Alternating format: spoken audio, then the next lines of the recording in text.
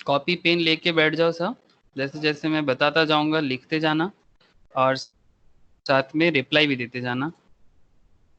और थोड़ा सा जहाँ पर थोड़ा साउंड प्रूफ एरिया हो वहाँ बैठो, ताकि बैकग्राउंड नॉइज ना आए। It's request to all of you all time, क्योंकि इंटरेक्टिव में ना बैकग्राउंड नॉइज आना बहुत खराब चीज़ है। ओके क्योंकि टू वे कम्युनिकेशन होता है, तो टू वे कम्युनिकेशन के लिए वो बहुत ज़रूरी होता है। नो प्रॉब्लम सर, समझ में आया आप क्या कह रहे हो। Okay sir.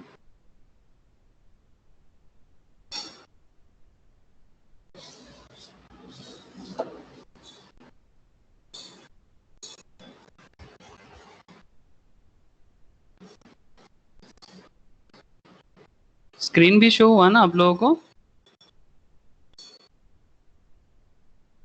Yes sir. Okay ठीक है,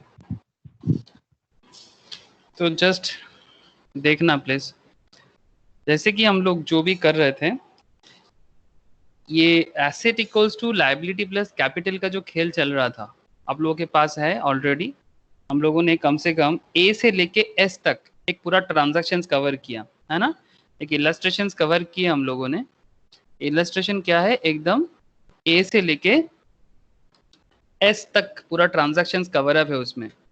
जो ट्रांजैक्शंस बेसिकली हमें क्या बताता है, ट्रांजैक्शंस हमें ये बताते हैं कि ये एक बिजनेस को करने के टाइम पे, जब भी हम लोग कोई बिजनेस करते हैं, रनिंग करते हैं बिजनेस को, तो ऑन द टाइम बिजनेस में अलग अलग ट्रांजैक्शंस होते हैं, है ना, जिसको हम लोग अगर सिंपल हिंदी में या बांग्ला में बोले ना, तो एकदम सिंपल उसको कहते हैं लेन देन। ठीक है, लेन देन।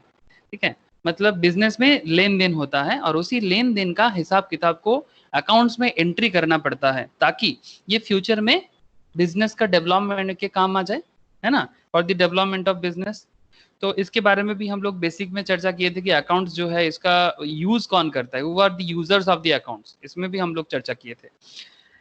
तो अगर ये सब आपको क्लियर है तो लास्ट, एकदम लास्ट में इक्वेशंस के एंड पे आप लोग थोड़ा टैली करना।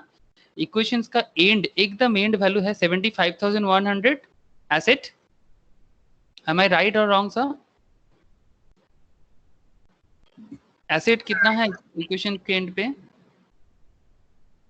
75,100 का एसेट है, इक्वल्स टू यस सर। आपका लायबिलिटी है 12,100 आई थिंक। लायबिलिटी है, liability 12,100 and capital is 63,000. Capital is 63,000. Am I right ना? ये इक्वेशन एकदम टैली कर रहे हैं ना, जो लास्ट दिन हम लोग जहाँ कंप्लीट किए थे? Yes sir. ओके तो अगर ये पॉइंट आपको क्लियर है, तो फिर आज हम लोग यहाँ से ये जो भी पूरा का ये ट्रांजैक्शंस बहुत काम आएगा। लास्ट डे का जो भी हम लोगों के क्लास वर्क था, लास्ट डे क्लास वर्क आज का बहुत बड़ा एक इम्पोर्टेंस ही है सर।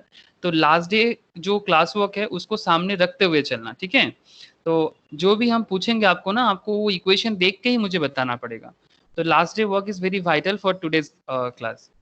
तो चलो सर मैं स्टार्ट करता हूँ। तो करना क्या है सर, जैसे कि आप लोगों को पता है एकदम क्वेश्चंस के स्टार्टिंग में क्या कहा था, अगर इलस्ट्रेशन 1 का एकदम क्वेश्चन आपके सामने होगा, आपके पास है, मैं सेंड किया था आपको, अगर आप उसको ओपन करते हो या फिर कॉपी में आपने राइट डाउन कर लिया था, तो इलस्ट्रेशन 1 हमें बताता है कि show the accounting equations. Question क्या था? क्वेश्चन था शो दी अकाउंटिंग इक्वेशंस। ये क्वेश्चन में ऑलरेडी लिखा हुआ है, मैं बस क्वेश्चंस क्या था वो मैं आपको दिखा रहा हूँ। Show the accounting equation on the basis of, on the basis of following transactions, following transaction, and prepare the balance sheet, and prepare the balance sheet।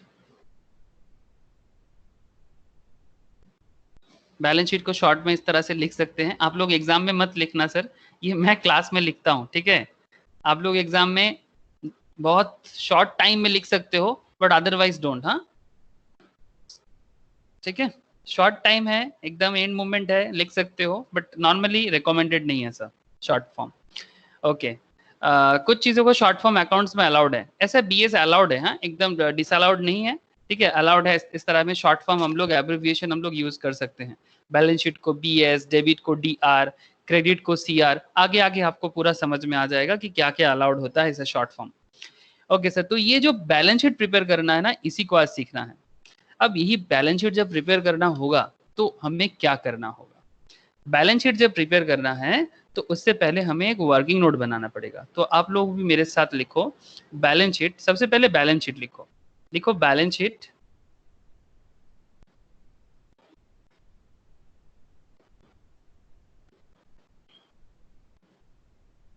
Of, किसका था बुक्स, किसका अकाउंट्स मेंटेन कर रहे थे? श्री राम का, है ना? Balance sheet of Shri Ram as at year ending में नॉर्मली होता है, ठीक है। तो मैं यहाँ पर मान रहा हूँ 31 मार्च 2020, ठीक है, 31 मार्च 2020। तो कोई भी balance sheet normally year and में ही होता है, उसका जो भी बुक्स ऑफ अकाउंट्स का क्लोजिंग टाइम है, ठीक है, बुक्स ऑफ अकाउंट्स का क्लोजिंग टाइम नॉर्मली इंडिया में जो फॉलो होता है आपको वही सीखना पड़ेगा।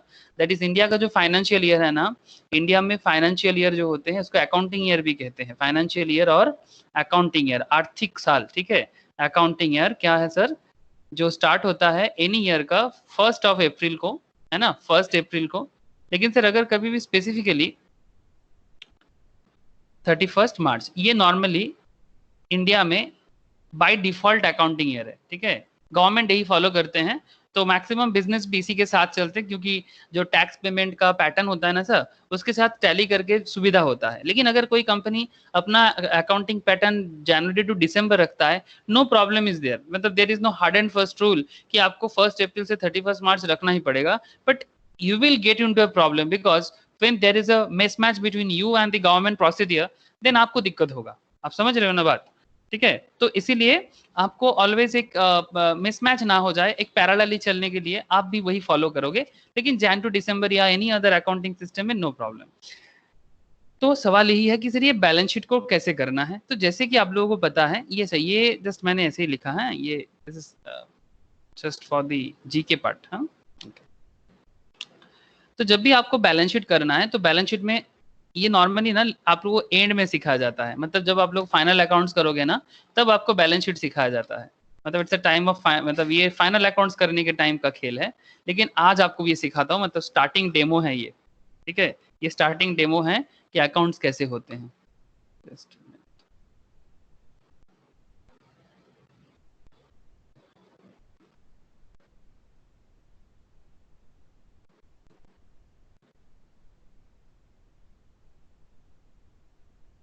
ओके, तो बैलेंस शीट में क्या होता है सर, आपको पता होगा, अगर नहीं पता है तो देखो। बैलेंस शीट जो होता है ना, उसमें इधर होते हैं लायबिलिटी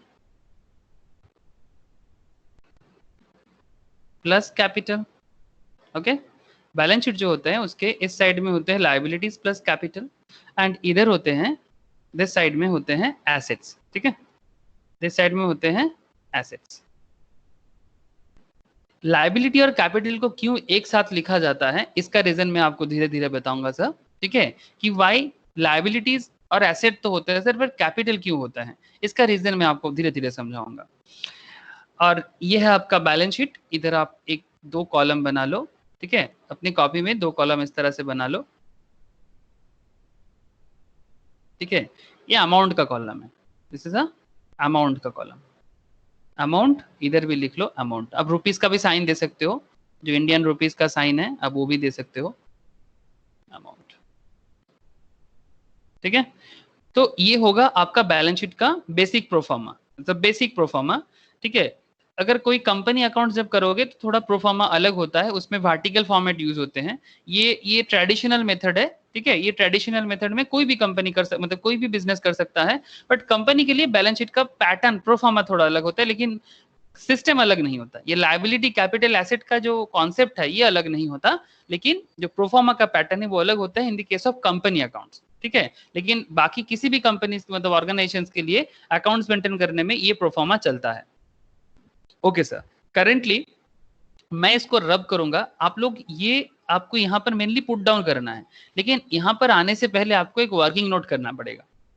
ठीक है। तो मैं यहाँ पर इसको थोड़ा रब करूंगा ताकि मैं वर्किंग नोट दिखा सकूं। आप लोग रब मत करना, आप लोग उसको उसके नीचे वर्किंग नोट लिखो, ठीक है। जस्ट जहां पर आपका बैलेंस शीट कंप्लीट होगा सर, जस्ट उसके बाद आप एक दूसरा ये लिख करो,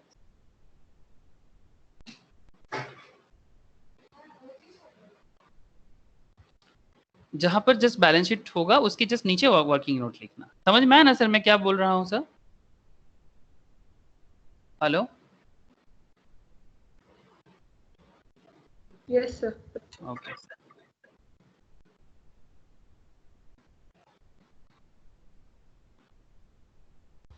सर वर्किंग नोट का क्या जरूरत पड़ गया सर? देखो मतलब आपको बिजनेस करने के लिए ना बहुत सारा चीजों का जरूरत पड़ सकता है। तो जो जो चीज आपको बिजनेस करने के टाइम पे आपको नीड होता है, एक बिजनेसमैन को नीड होगा, ठीक है। अब अपने आप को ना जस्ट थिंक अबाउट कि यू आर अ बिजनेसमैन, ठीक है, यू आर एन एंटरप्रेन्योर। तो एक एंटरप्रेन्योर अपने बिजनेस को डेवलप करने के लिए उसको क्या क्या हिसाब चाहिए, तो वर्किंग नोट जो है ना उसी हिसाब का एक पार्ट है। तो आपका वर्किंग नोट क्या है sir? Your working note is, अच्छा always remember working note is not a rough, हाँ, working note is a part of your answer, working note is a part of your answer. तो calculation of cash, calculation of cash in hand, calculation of cash in hand and stock in hand, cash in hand and stock in hand, ठीक है। Calculation of cash in hand and stock in hand, मतलब समझ में आ रहा है ना sir? एक बिजनेस को जब भी वो रन कराता है ना उसको दो चीज का ना बहुत चिंता होता है। एक, हाथ में कैश कितना है। कोई भी बिजनेसमैन अगर आपका जान पहचान में कोई भी हो, ठीक है, चाहे वो छोटा सा फुचका वाला समझते हो सर, मतलब जो पानी पूरी वाले वो जिसको भी कहते हो आप लोग, फुचका बंगाल में कहते हैं, ठीक है, पानी पूरी गोलगप्पे जो भी, एक सिंपल छोटा से छोटा फुचका स्टॉल जो लगाते हैं, उससे लेके अंबानी तक। अब जिसको भी ऐसा किसी भी इंसान को आपके आजू बाजू में जो भी बिजनेस फैमिली से हो उनको तो बहुत अच्छे से पता होगा।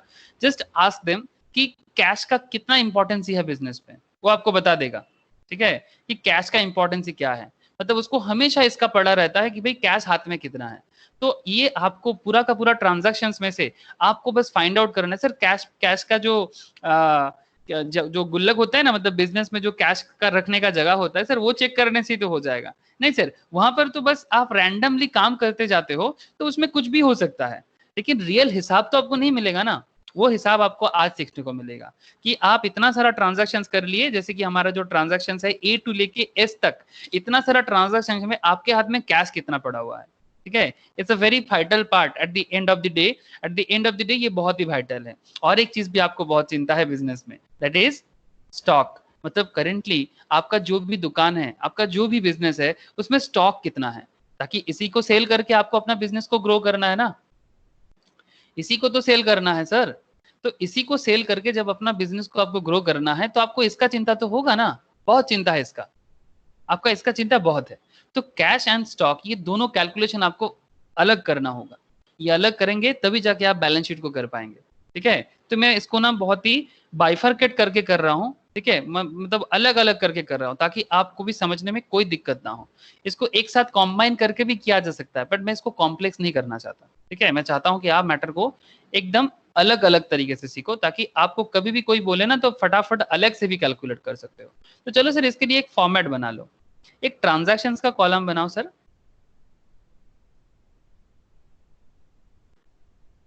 अकाउंट्स में थोड़ा फॉर्मेट का एक पैटर्न होता है, ठीक है, क्योंकि एक सिस्टम में नोट डाउन किया जाता है। ऐसे हार्ड एंड फास्ट तो कोई रूल नहीं है प्रॉपरली, लेकिन फिर भी प्रोफार्मा का एक मतलब होता है, ठीक है। तो ट्रांजैक्शंस का एक कॉलम बना लो, मतलब एज पर योर नीड, हाँ, एज पर योर नीड आपको समझ में आ जाएगा कि ये फॉर्मेट जो है ना ये नीड के बेसिस में है, कि क्या जरूरत है और किसको कहाँ शो करना है उसके बेसिस में होता है। तो ये एक हो गया आपका ट्रांजैक्शंस। दूसरा होगा आपका cash in hand, cash in hand. Cash in hand में, कैश इन हैंड जहां आप कर रहे हो इसमें आप दो पॉइंट अलग से दिखाओ, एक इंक्रीज, ठीक है, increase, and another is decrease.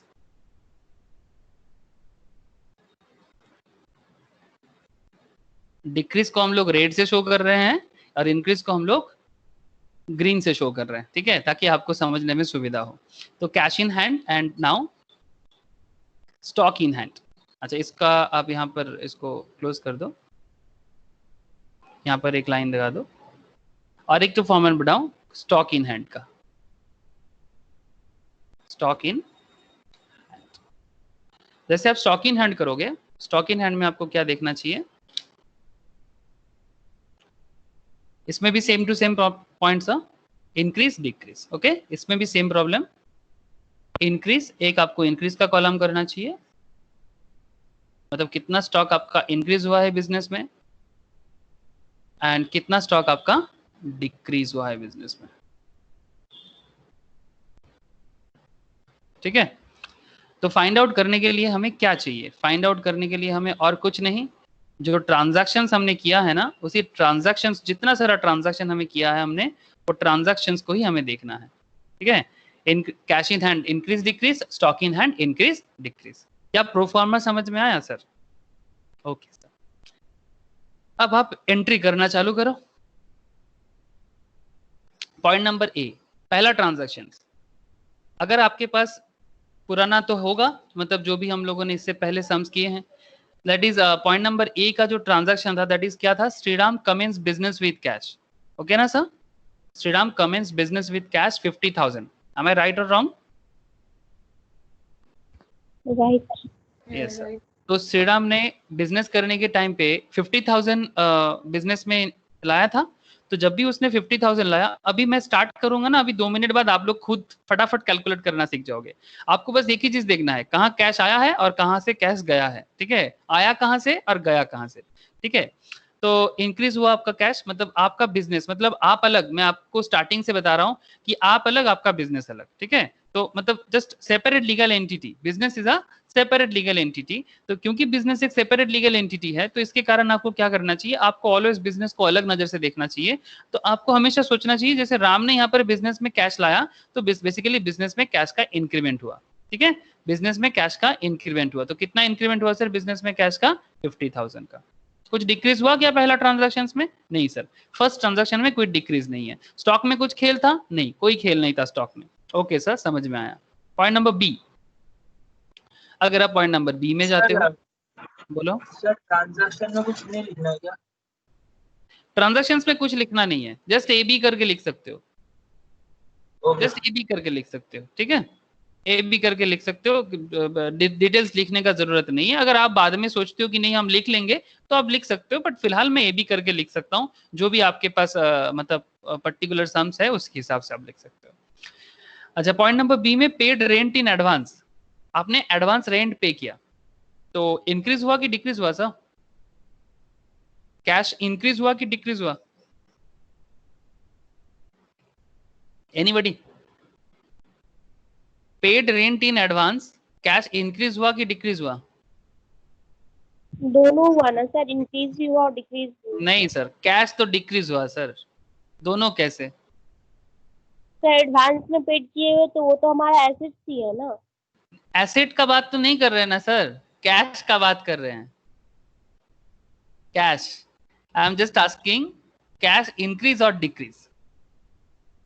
जब आप एडवांस में किसी को रेंट पे करते हो, वो एसेट होता है, उसका डिफरेंट लॉजिक है, बट आपको यहाँ पर सिर्फ कैश का चिंता करना है कि आपके पास से कैश आया है या गया है। मैटर को कॉम्प्लेक्स मत बनाओ प्लीज। ठीक है, आपके पास कैश आया या गया, बस इतना बताओ। आप जब भी किसी को एडवांस में पे करते हो, आपके पास कैश आया है या गया है? मतलब गया है। गया है सर, एग्जैक्टली exactly. ठीक है, गोज आउट हुआ है, कमिंग इन तो नहीं हुआ है ना, गोज आउट हुआ है। तो ऑब्वियसली डिक्रीज में आप क्या कर दोगे? 2,000। ठीक है, समझ में आ रहा है ना सर? तो 2,000 का कैश आपसे गया है जब आपने रेंट पे किया एडवांस में। ओके सर, समझ में आया। Sir next is point number C. अच्छा, यहाँ पर स्टॉक में कुछ इफेक्ट हुआ था? नहीं सर, अभी तक स्टॉक में नो इफेक्ट। स्टॉक मतलब गुड्स का बात होगा सर। स्टॉक मतलब आपका करंट एसेट में। स्टॉक के बारे में एक बात आपको बता दूं, जब भी आपको स्टॉक समझना है ना, तो स्टॉक मतलब जिस चीज का आप बेसिकली बिजनेस करते हो। और ट्रांजैक्शंस में ये क्या नाम से जाना जाता है जानते हो? ट्रांजैक्शंस में इसको गुड्स कहते हैं sir.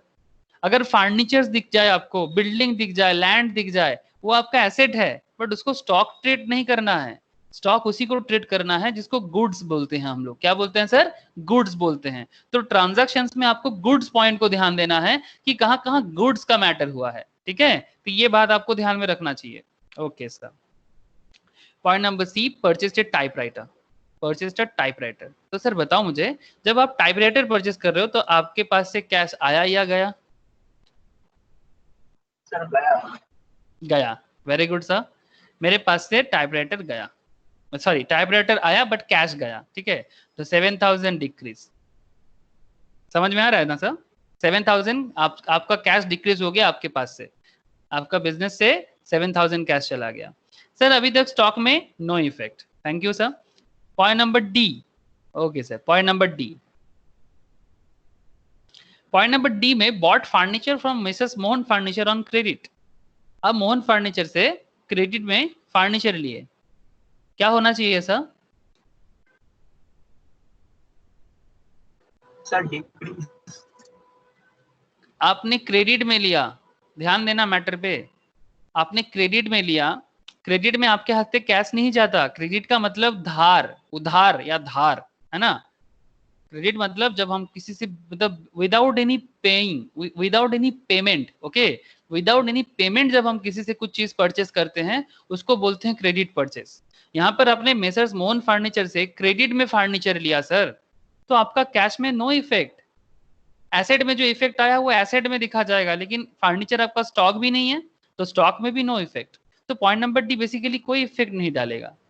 Point number D basically no effect. समझ में आया सर?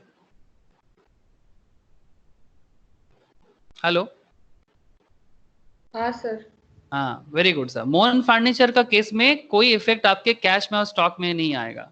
अब अगर ट्रांजैक्शन ई देखते हो, ट्रांजैक्शन ई, जब आप ट्रांजैक्शन ई देखोगे तो purchase goods for cash, purchased goods for cash, क्या होना चाहिए?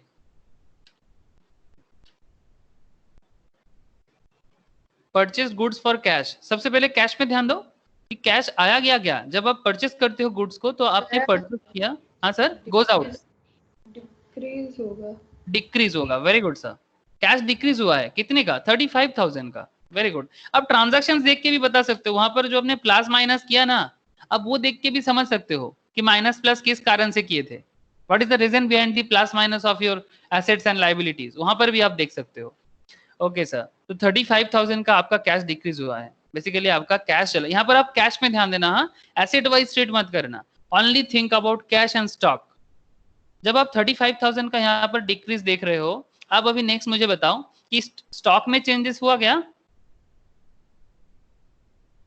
हाँ सर, इंक्रीज करेगा। Very good sir, stock increase किया है, आपका स्टॉक इंक्रीज किया है 35,000 में। Very good sir. स्टॉक आपका, आपके बिजनेस में स्टॉक आया ना, आपने परचेस करके लाया तो आपका स्टॉक इंक्रीमेंट हुआ है sir. Very good sir. Okay, तो ई भी समझ में आया सर। अब हम लोग बात करेंगे पॉइंट नंबर एफ से। चलो point number F.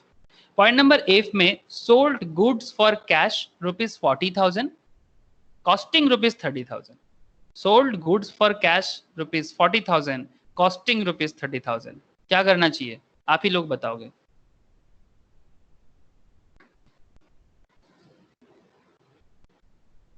Sir 40,000 cash में इंक्रीज होगा। 40,000 कैश में इंक्रीज होगा। वेरी गुड प्रगति। 40,000 कैश में इंक्रीज होगा। मैंने 30,000 का प्रोडक्ट को सेल किया 40,000 में, तभी तो मेरा 10,000 का प्रॉफिट आया था, है ना? तो 40,000 मेरे पास आया ना, तभी ना मैंने बोला मेरा प्रॉफिट है। तो 40,000 बेसिकली आपका कैश में increase. Is there any effect in stock? Yes sir, it will decrease. It will decrease. Very good sir. आपका स्टॉक डिक्रीज हो गया क्योंकि आपके पास से 30,000 का स्टॉक चला गया, आपके पास से 30,000 का स्टॉक चला गया। Very good sir. Goes out हो गया स्टॉक आपका, लेकिन बदले में आपका 40,000 का कैश नया इंक्रीमेंट हुआ। Very good sir. Point number G. Point number G, point number G में क्या है sir? Bought goods from Ramesh, bought goods from Ramesh. आपने रमेश से गुड्स परचेज किया, क्या करना चाहिए? कैश में 30,000 इंक्रीज होगा एंड स्टॉक में 30,000 इंक्रीज होगा। कैश में रमेश का है ना, तो कैश। तो सर कैश से डिक्रीज होगा 30,000 कैश में 30,000 डिक्रीज कर देंगे. Sir, I think there will be no effect in cash. Only there will be an increase in the goods. Very good Snigdha, very good. यहाँ पर कैश में कोई इफेक्ट नहीं होगा बिकॉज क्रेडिट है. ये रमेश से जो गुड्स परचेज किया, आप देखो बॉट गुड्स फ्रॉम रमेश, यहाँ पर 30,000 का लायबिलिटी क्रिएट किया था आप लोगों ने. अब अगर वहां पर एंट्री भी चेक करते हो जहां पर आपने एंट्री किया था, 30,000 का आपने लायबिलिटी क्रिएट किया था. क्यों किए थे लायबिलिटी क्रिएट? बिकॉज आपने कैश नहीं दिया था. अगर कैश दे देते तो नगद सेल हो जाता ना sir.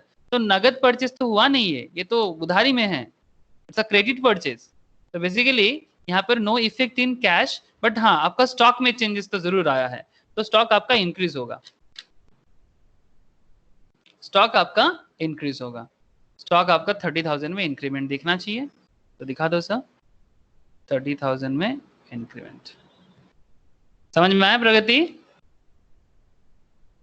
Yes sir. Okay. Point number H बताओ सर. एच में क्या हुआ है? Sold goods to Shyam for ₹50,000 costing ₹30,000. Sold goods to Shyam for ₹50,000 costing 30,000. क्या करेंगे? Sir, decrease 30,000 from goods. Decrease 30,000 from goods. Okay. और कैश में कोई फर्क नहीं पड़ेगा because he is a debtor. Okay. ये क्रेडिट है ना, ये क्रेडिट में है. सोल्ड गुड्स टू श्याम, ये क्रेडिट सेल है हमारा. तो यहाँ पर हाँ. श्याम जो है वो डेटर है हमारा. ठीक है, क्रेडिट सेल में डेटर क्रिएट होता है और श्याम हमारा डेटर है यहाँ पर. That means it's a credit sale. और क्रेडिट सेल में बेसिकली मैंने सेल तो कर दिया, पर मेरा डेटर जो है वो मतलब डेटर क्रिएट हुआ है. बट यहाँ डेटर का इफेक्ट तो हम लोग कर नहीं रहे हैं. हम लोग यहाँ पर स्टॉक और कैश का इफेक्ट देख रहे हैं. तो अगर स्टॉक में देखा जाए तो मेरा 30,000 का स्टॉक चला गया, तो 30,000 के स्टॉक को अब लेस कर दो. Very good. 30,000 से स्टॉक को लेस कर दो. बाकी लोगों से भी आंसर आना चाहिए. नहीं आ रहा है. प्रगति भी कर रहा है, लेकिन बाकी निविड़, अरिजीत, नम्रता, आप लोग भी जवाब दो सर. 30,000 में डिक्रीज कर दो. Very good. 30,000 से आपका स्टॉक डिक्रीज हो गया. ओके. एच में और कुछ नहीं होगा. Very good. आई में क्या करना चाहिए सर? अगर आई देखो, बोलता है कि purchased house hold goods for ₹15,000 giving ₹5,000 in cash and balance through loan. क्या करेंगे आई को? आई में क्या इफेक्ट होगा कैश एंड स्टॉक में? परचेस्ड हाउसहोल्ड गुड्स फॉर ₹15,000, मतलब मैंने घर के लिए गुड्स 15,000 का लिया, जिसमें 5,000 मैंने कैश दे दिया, एंड बैलेंस थ्रू लोन. बाकी मेरा लायबिलिटी है. तो क्या करेंगे? तो कैश में 5,000 डिक्रीज होगा एंड कैश में 5,000 डिक्रीज होगा. ओके. कैश में 5,000 डिक्रीज कर देते. स्टॉक में 15,000 इंक्रीज होगा. स्टॉक में 15,000 इंक्रीज कर देंगे. क्यों सर? क्योंकि मैंने परचेस हाउस होल्ड गुड्स किया.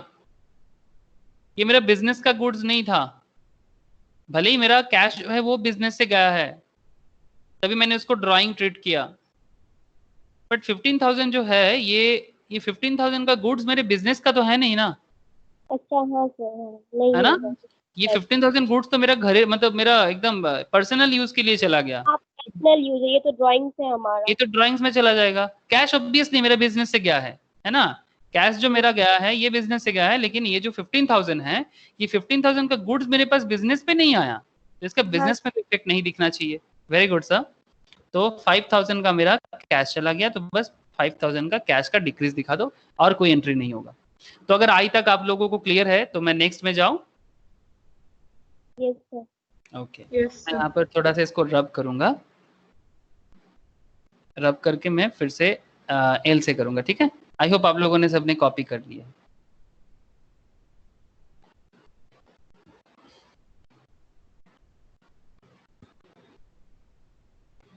ओके. एल हमें क्या बताता है सर? एल पॉइंट देखो. एल में आई जे, एल नहीं सॉरी, जे सॉरी, हाँ जे पॉइंट में क्या हुआ है? Goods destroyed by fire. Cost ₹500, sale price 600. Cost rupees 500, sale price 600, क्या करना चाहिए?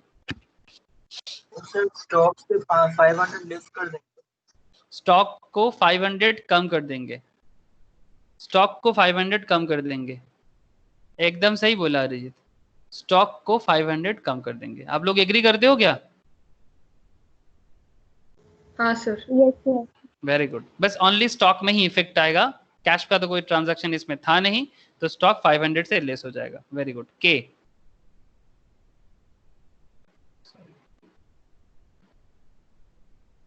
के पॉइंट में paid half the amount owed to Messrs Mohan furniture, paid half the amount owed to Messrs Mohan furniture, मतलब मोहन फर्नीचर से हमने जो क्रेडिट में कुछ लिया था उसका हाफ अमाउंट हम लोग अभी पे कर रहे हैं। आपको अगर पता है तो मोहन फर्नीचर्स में पॉइंट नंबर डी में हम लोगों ने 3000 का परचेस किया था, 3000 का परचेस किया था क्रेडिट में, दैट इज एक फर्नीचर परचेस किए थे, अभी उसका पेमेंट कर रहे हैं हाफ द अमाउंट, तो 1500 पेमेंट कर रहे हैं, तो कितना होना चाहिए? तो क्या करेंगे? इफेक्ट बताओ। कैश से 1500 डिक्रीज हो जाएगा। कैश से 1500 चला जाएगा, सिंपल, कैश से 1500 चला जाएगा। एकदम सिंपल सोचो, ज्यादा कॉम्प्लेक्स बनाओ मत, एकदम एकदम नॉर्मल बिजनेसमैन की तरह सोचो। 1500 आपके हाथ से चला गया बेसिकली। स्टॉक में ये नहीं इफेक्ट, बिकॉज ये तो फर्नीचर का खेल था, स्टॉक तो था नहीं, फर्नीचर आपका तो एसेट्स है, ठीक है, फर्नीचर आपका बिजनेस का एसेट है, वो आपका स्टॉक तो है नहीं। Okay, next L. Point number L हमें क्या सिखाता है? पॉइंट नंबर एल हमें बताते हैं sir, paid cash rupees 500 for loan and 300 for interest. Paid cash rupees 500 for loan, आप लोन के लिए 500 दिए एंड इंटरेस्ट के लिए 300 दिए, क्या करेंगे सर? तो सर 800 माइनस हो जाएगा कैश कहाँ से? कैश से। वेरी गुड सर, 800 कैश से माइनस कर देंगे। चलो 800 कैश से माइनस कर दो, 800 कैश से माइनस हो जाएगा, डिक्रीज हो गया। स्टॉक में नो इफेक्ट सर, बिकॉज ये लोन का था और इंटरेस्ट का था, ये लोन का था और इंटरेस्ट का था, यहाँ स्टॉक का कोई कनेक्शन नहीं था। Very good. किसी का बैकग्राउंड में नॉइज है, थोड़ा सा म्यूट कर लो प्लीज।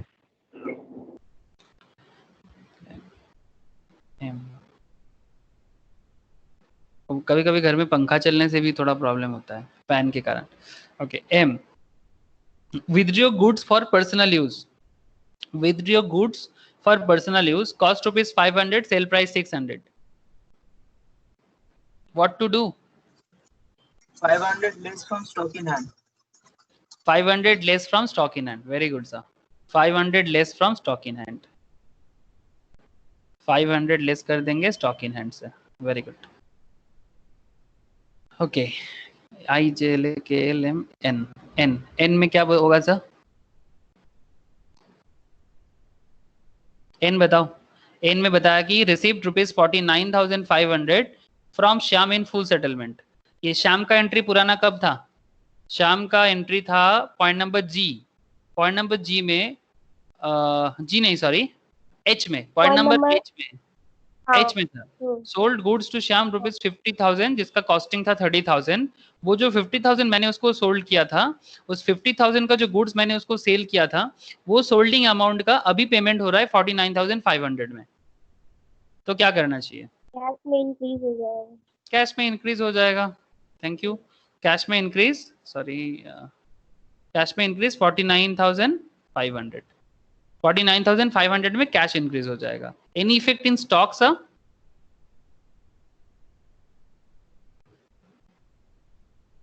स्टॉक में कोई इफेक्ट होगा क्या? No sir. Okay. O, point number O हमें क्या बताएगा? Point number O, paid rupees 29,700 to Ramesh in full settlement, paid rupees 29,700 to Ramesh in full settlement. ये रमेश से मेरा पंगा कब पड़ा था? रमेश से, बॉट गुड्स फ्रॉम रमेश से, पॉइंट नंबर जी में मेरा पंगा हुआ था उसके साथ कि भाई हम तुमको 30,000 का गुड्स तुमसे परचेस कर रहे हैं, अब उसको मैं बोल रहा हूँ कि मेरा 29,700 ले लो और 30,000 सेटल कर दो, ठीक है? तो बेसिकली 29,700 क्या होगा? लेस हो जाएगा कैश से, कैश से डिक्रीज हो जाएगा। वेरी गुड सर, कैश से डिक्रीज हो जाएगा। ये तो आप लोग सीख गए, मेरा काम खत्म। और क्या, आप लोग सीख जाओगे, फिर आप लोग मुझे सिखा देना, मुझसे ज्यादा सिखाना, इससे भी बेहतर वे में अकाउंट सिखाना सर, तभी जाके मैं सक्सेसफुल टीचर बन पाऊंगा, जब मैं स्टूडेंट से सीख पाऊँ। 29,700 ओके, ओ हो गया MNOP, पी में क्या हुआ sir? Paid salary ₹500, paid salary ₹500 and outstanding salary, outstanding ₹100। क्या करना चाहिए? सर कैश इन हैंड से 500 लेस कर देंगे। कैश इन हैंड से 500 लेस कर देंगे, 100 और बाकी 100 को नहीं करेंगे ना? नहीं सर, वो तो लायबिलिटी में होगा। एग्जैक्टली वो बाकी है। वेरी गुड, लाइबिलिटी में आएगा। वेरी गुड वेरी गुड, वो लाइबिलिटी में दिखाना चाहिए। एकदम सही बोला। Okay, MNOP। क्यू बताओ, क्यू को क्या करेंगे? क्यू में क्या हुआ है? Charge depreciation ₹300 on furniture and 100 on typewriter. Sir 400 less कर देंगे कैश इन हैंड से। 400 cash in Yes, hand sir. से लेस कर लेंगे। क्या बाकी लोग एग्री करोगे? नहीं रेस्ट ऑफ यू एग्री करते हो? 400 लेस कर देंगे कैश से? नो सर, हाँ, यस और नो? नहीं। क्या करना चाहिए फिर? Charge depreciation ₹300 on furniture and ₹100 on typewriter. क्या करेंगे इसको?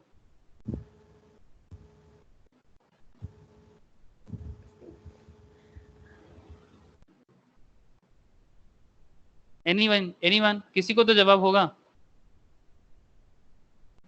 क्या ट्रीटमेंट करेंगे इसका? স্যার এখানে কোনো এফেক্ট পড়বে না?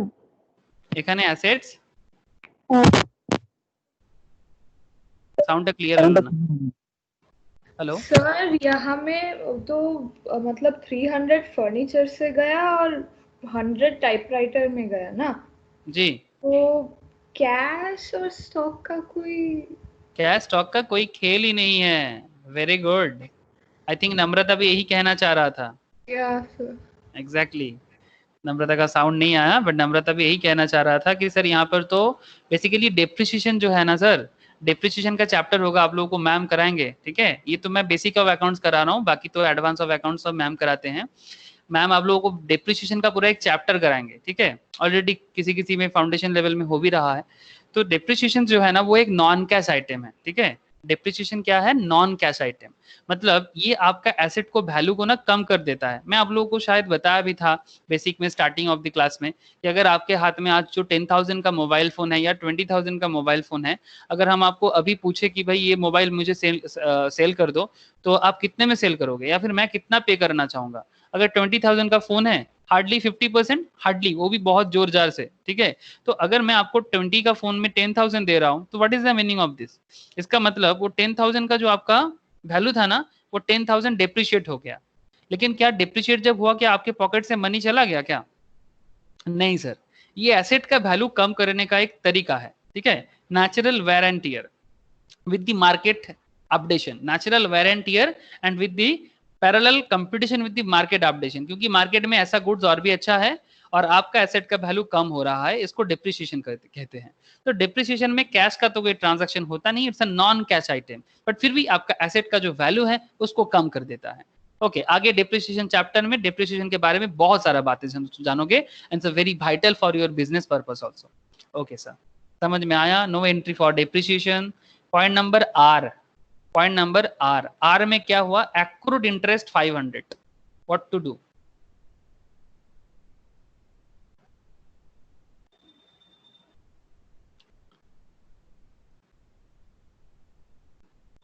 सर 500 कैश में इंक्रीज होगा। अरिजीत का कहना है 500 कैश में इंक्रीज होगा। क्या सब एग्री हो अरिजीत के साथ?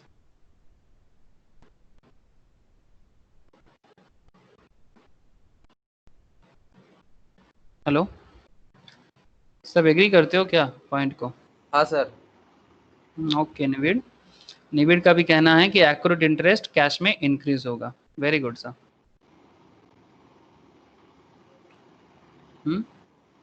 सबको यही लग रहा है क्या 500 इंक्रीज हो जाएगा?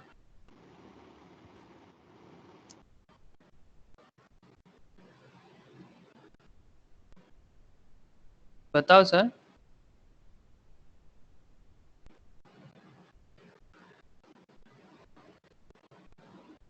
किसी का कोई जवाब नहीं है।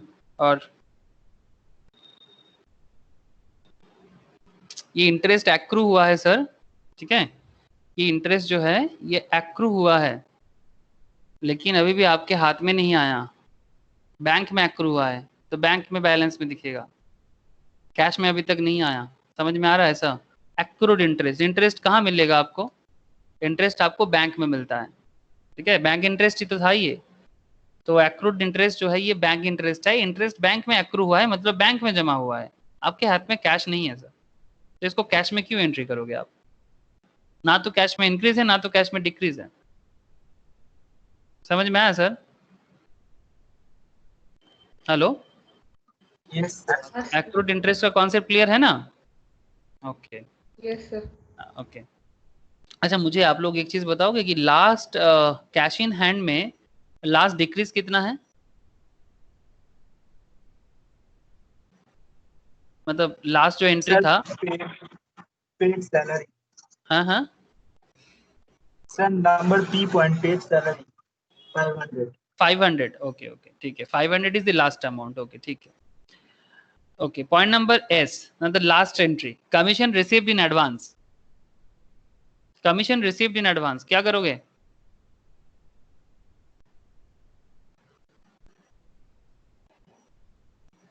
Commission received in advance,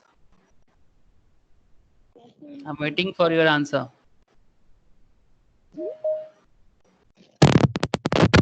cash increase. Cash increase, cash commission received in advance, cash increase, very good sir, cash increase 1000 में कैश ज्यादा हो जाएगा, 1000 में आपका कैश अमाउंट इंक्रीज करेगा, वेरी गुड सर। स्टॉक में एनी इफेक्ट? स्टॉक में any effect? ना सर, ना। No effect. तो cash in hand and stock in hand का कंसेप्ट जो भी था कंप्लीट हो चुका, लेकिन अभी भी आपका एक काम बाकी है सर। अभी आप क्या करोगे? अभी आप टोटल करोगे, समेशन करोगे अभी। हाँ, तो कैसे टोटल? आप पहले इंक्रीज को टोटल करो सर, इंक्रीज को टोटल करो, डिक्रीज को टोटल करो, दोनों साइड को टोटल करो।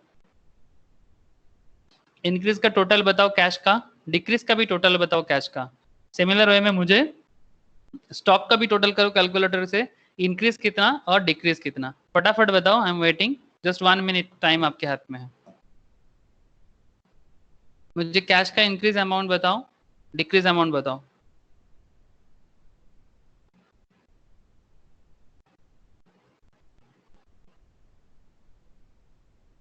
कैलकुलेट कर रहे हो ना sir?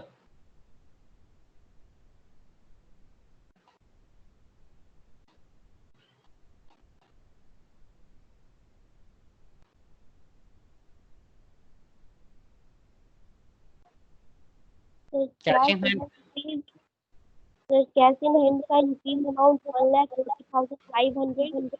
1,40,500, okay sir. Decrease amount इसका अमाउंट है 81,500।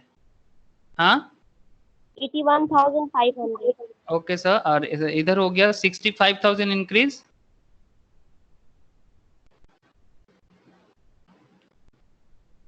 स्टॉक का इंक्रीज अमाउंट 65,000, हाँ सर। ओके, और decrease amount sir 61,000। 61,000, decrease amount 61,000, very good. तो अल्टीमेटली आप लोग मुझे नेट इंक्रीज बताओ, मतलब नेट इंक्रीज मतलब आपको इंक्रीज से डिक्रीज को लेस करना चाहिए, इंक्रीज से डिक्रीज को लेस करो, एंड यहाँ पर भी इंक्रीज से डिक्रीज को लेस करो, तो नेट इंक्रीज अमाउंट कितना है? मतलब अल्टीमेटली इंक्रीज ही हुआ है आपको, मतलब बाय योर जनरल, मतलब नॉर्मल अब व्यू पॉइंट से भी आपको दिख रहा है, ठीक है, नॉर्मल आई चेकिंग में भी आ जाता है, नेट इंक्रीज ही हुआ है। अगर डिक्रीज होता तो ऑब्वियसली ये बड़ा होता, ये छोटा होता, तो नेट इंक्रीज कितना? आई थिंक नेट इंक्रीज है 59,000 59,000 in cash, and and stock के केस 4,000 में in 4,000, वेरी गुड सर, 4,000, ठीक है। तो देखो इतना सारा ट्रांजैक्शंस के बाद फ्रॉम A to S आपका हाथ में कैश का इंक्रीमेंट हुआ 59,000 का। एज एन अकाउंटेंट आपको वही तो करके देना है बिजनेस को। एज एन अकाउंटेंट आपको यही करके देना है बिजनेस को। भाई देखो इतना सारा ट्रांजैक्शंस के बाद the situation is that you have cash in hand 59,000 and you have stock in hand 4,000। ठीक है, आपके पास 4,000 का स्टॉक है और आपके पास 59,000 का कैश है। एंड नाउ अभी हम लोग मूव ऑन करेंगे बैलेंस शीट में। ठीक है, जो बैलेंस शीट का प्रोफॉर्मा हम लोग बना के रख दिए थे, अब ये पूरा वर्किंग नोट जो भी हम लोगों ने किया, इसमें मेन इंपॉर्टेंट इतना सारा मैटर इसलिए कर रहे थे बिकॉज हमें ये दो डेटा चाहिए था sir, that is this one and this one. बाकी डेटा का जरूरत नहीं है, हमें बस ये दोनों डेटा चाहिए, दैट इज 59,000 का एंड 4,000 का। ठीक है, मैं अभी इसको रब कर रहा हूँ, आप लोग मुझे हेल्प करना। ठीक है, तो जो बैलेंस शीट हम लोग का था, balance sheet of Shriram, balance sheet of Shriram का जो बैलेंस शीट था as on 31 March, as on 31 March में उसका जो बैलेंस शीट था, बैलेंस शीट कुछ ऐसा था सर, बैलेंस शीट कुछ देखने में ऐसा था। और इधर इसका था capital plus liability, capital plus liability, और इधर हम लोग दिखाना चाहते थे एसेट। ओके, इधर आ जाएगा एक अमाउंट का कॉलम और इधर भी आ जाएगा एक अमाउंट का कॉलम, इधर आ जाएगा अमाउंट का कॉलम, इधर भी आ जाएगा अमाउंट का कॉलम। ओके, अब आप लोग मुझे बताओ लायबिलिटी, कैपिटल और एसेट साइड में आप क्या क्या शो करोगे। तो चलो कोई बात नहीं, इतना देर से जो दोनों चीज हम लोग कैलकुलेट किया, सबसे पहले उसी को दे देते हैं ना, नो प्रॉब्लम। ठीक है, ऐसे तो बैलेंस शीट और एसेट और लायबिलिटी का जो हिसाब है, इसको हम लोग और अच्छे से भी कर सकते हैं, like long term assets, short term assets, लेकिन हम यहाँ पर अभी उतना डिटेल्स में नहीं जा रहे हैं। जब आप लोग फाइनल अकाउंट्स करोगे ना, तो फाइनल अकाउंट्स में आप और डिटेल्स में सीखोगे, लेकिन फिलहाल एसेट और लायबिलिटी आइडेंटिफाई करना इज अवर अटमोस्ट प्रायोरिटी। तो हम लोग एकदम कंप्लीट वे में नहीं जाते हैं, बस कॉन्सेप्ट वाइज जाते हैं। ठीक है, I just want to clear your concept. तो अगर कॉन्सेप्ट में देखा जाए तो आपके पास जो कैश है वो आपका एसेट है ना, तो आपके पास कैश कितना है 59,000, तो आप कैश में दिखा दोगे 59,000। ओके, स्टॉक, आपके पास स्टॉक कितने का है, अभी आपने कैलकुलेट किया, इंक्रीज हुआ 4,000 में। ओके, तो आपका स्टॉक हो गया 4,000 का। अच्छा, अगर आपके पास कैश और स्टॉक के अलावा और क्या क्या एसेट है और क्या क्या लायबिलिटी है, आप लोग बताओगे अभी? आप लोग जैसे जैसे बताओगे मैं ऐसा ऐसा पुट करूंगा, एटलीस्ट सबको एक एक करके बताओ तो अभी पुट डाउन हो जाएगा कि आपके पास क्या क्या एसेट्स है। और ठीक है, और क्या, पहले एसेट फाइंड आउट कर लो, नो प्रॉब्लम, पहले एसेट फाइंड आउट कर लो, और क्या क्या एसेट यहाँ पर आप शो कर सकते हो और उसका वैल्यू क्या होगा।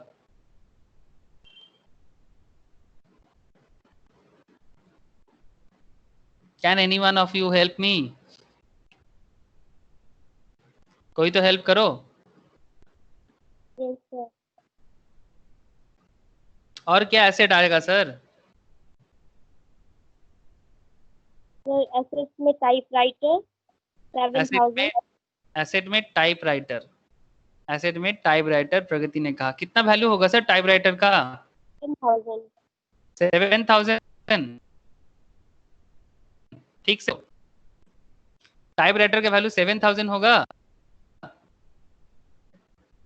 7,000 से परचेस किए थे सर, लेकिन डेप्रिसिएशन हो गया था। अच्छा, depreciation 300 का ही हुआ था। 300 का, ठीक से देखो कितने का डेप्रिसिएशन था टाइपराइटर में, 100 का था। तो 7,000 का टाइपराइटर माइनस हो गया 100 इसका डेप्रिसिएशन। ठीक है, हाँ, तो आपका अल्टीमेट टाइपराइटर का वैल्यू हो गया। ये मैं आपको समझाने के लिए दिखा रहा हूँ। ठीक है, बाकी ये सब नॉर्मली वर्किंग्स में दिखाना चाहिए, जो भी हो। तो टाइपराइटर हो गया आपका 6,900 का, तभी ना आपका बैलेंस शीट।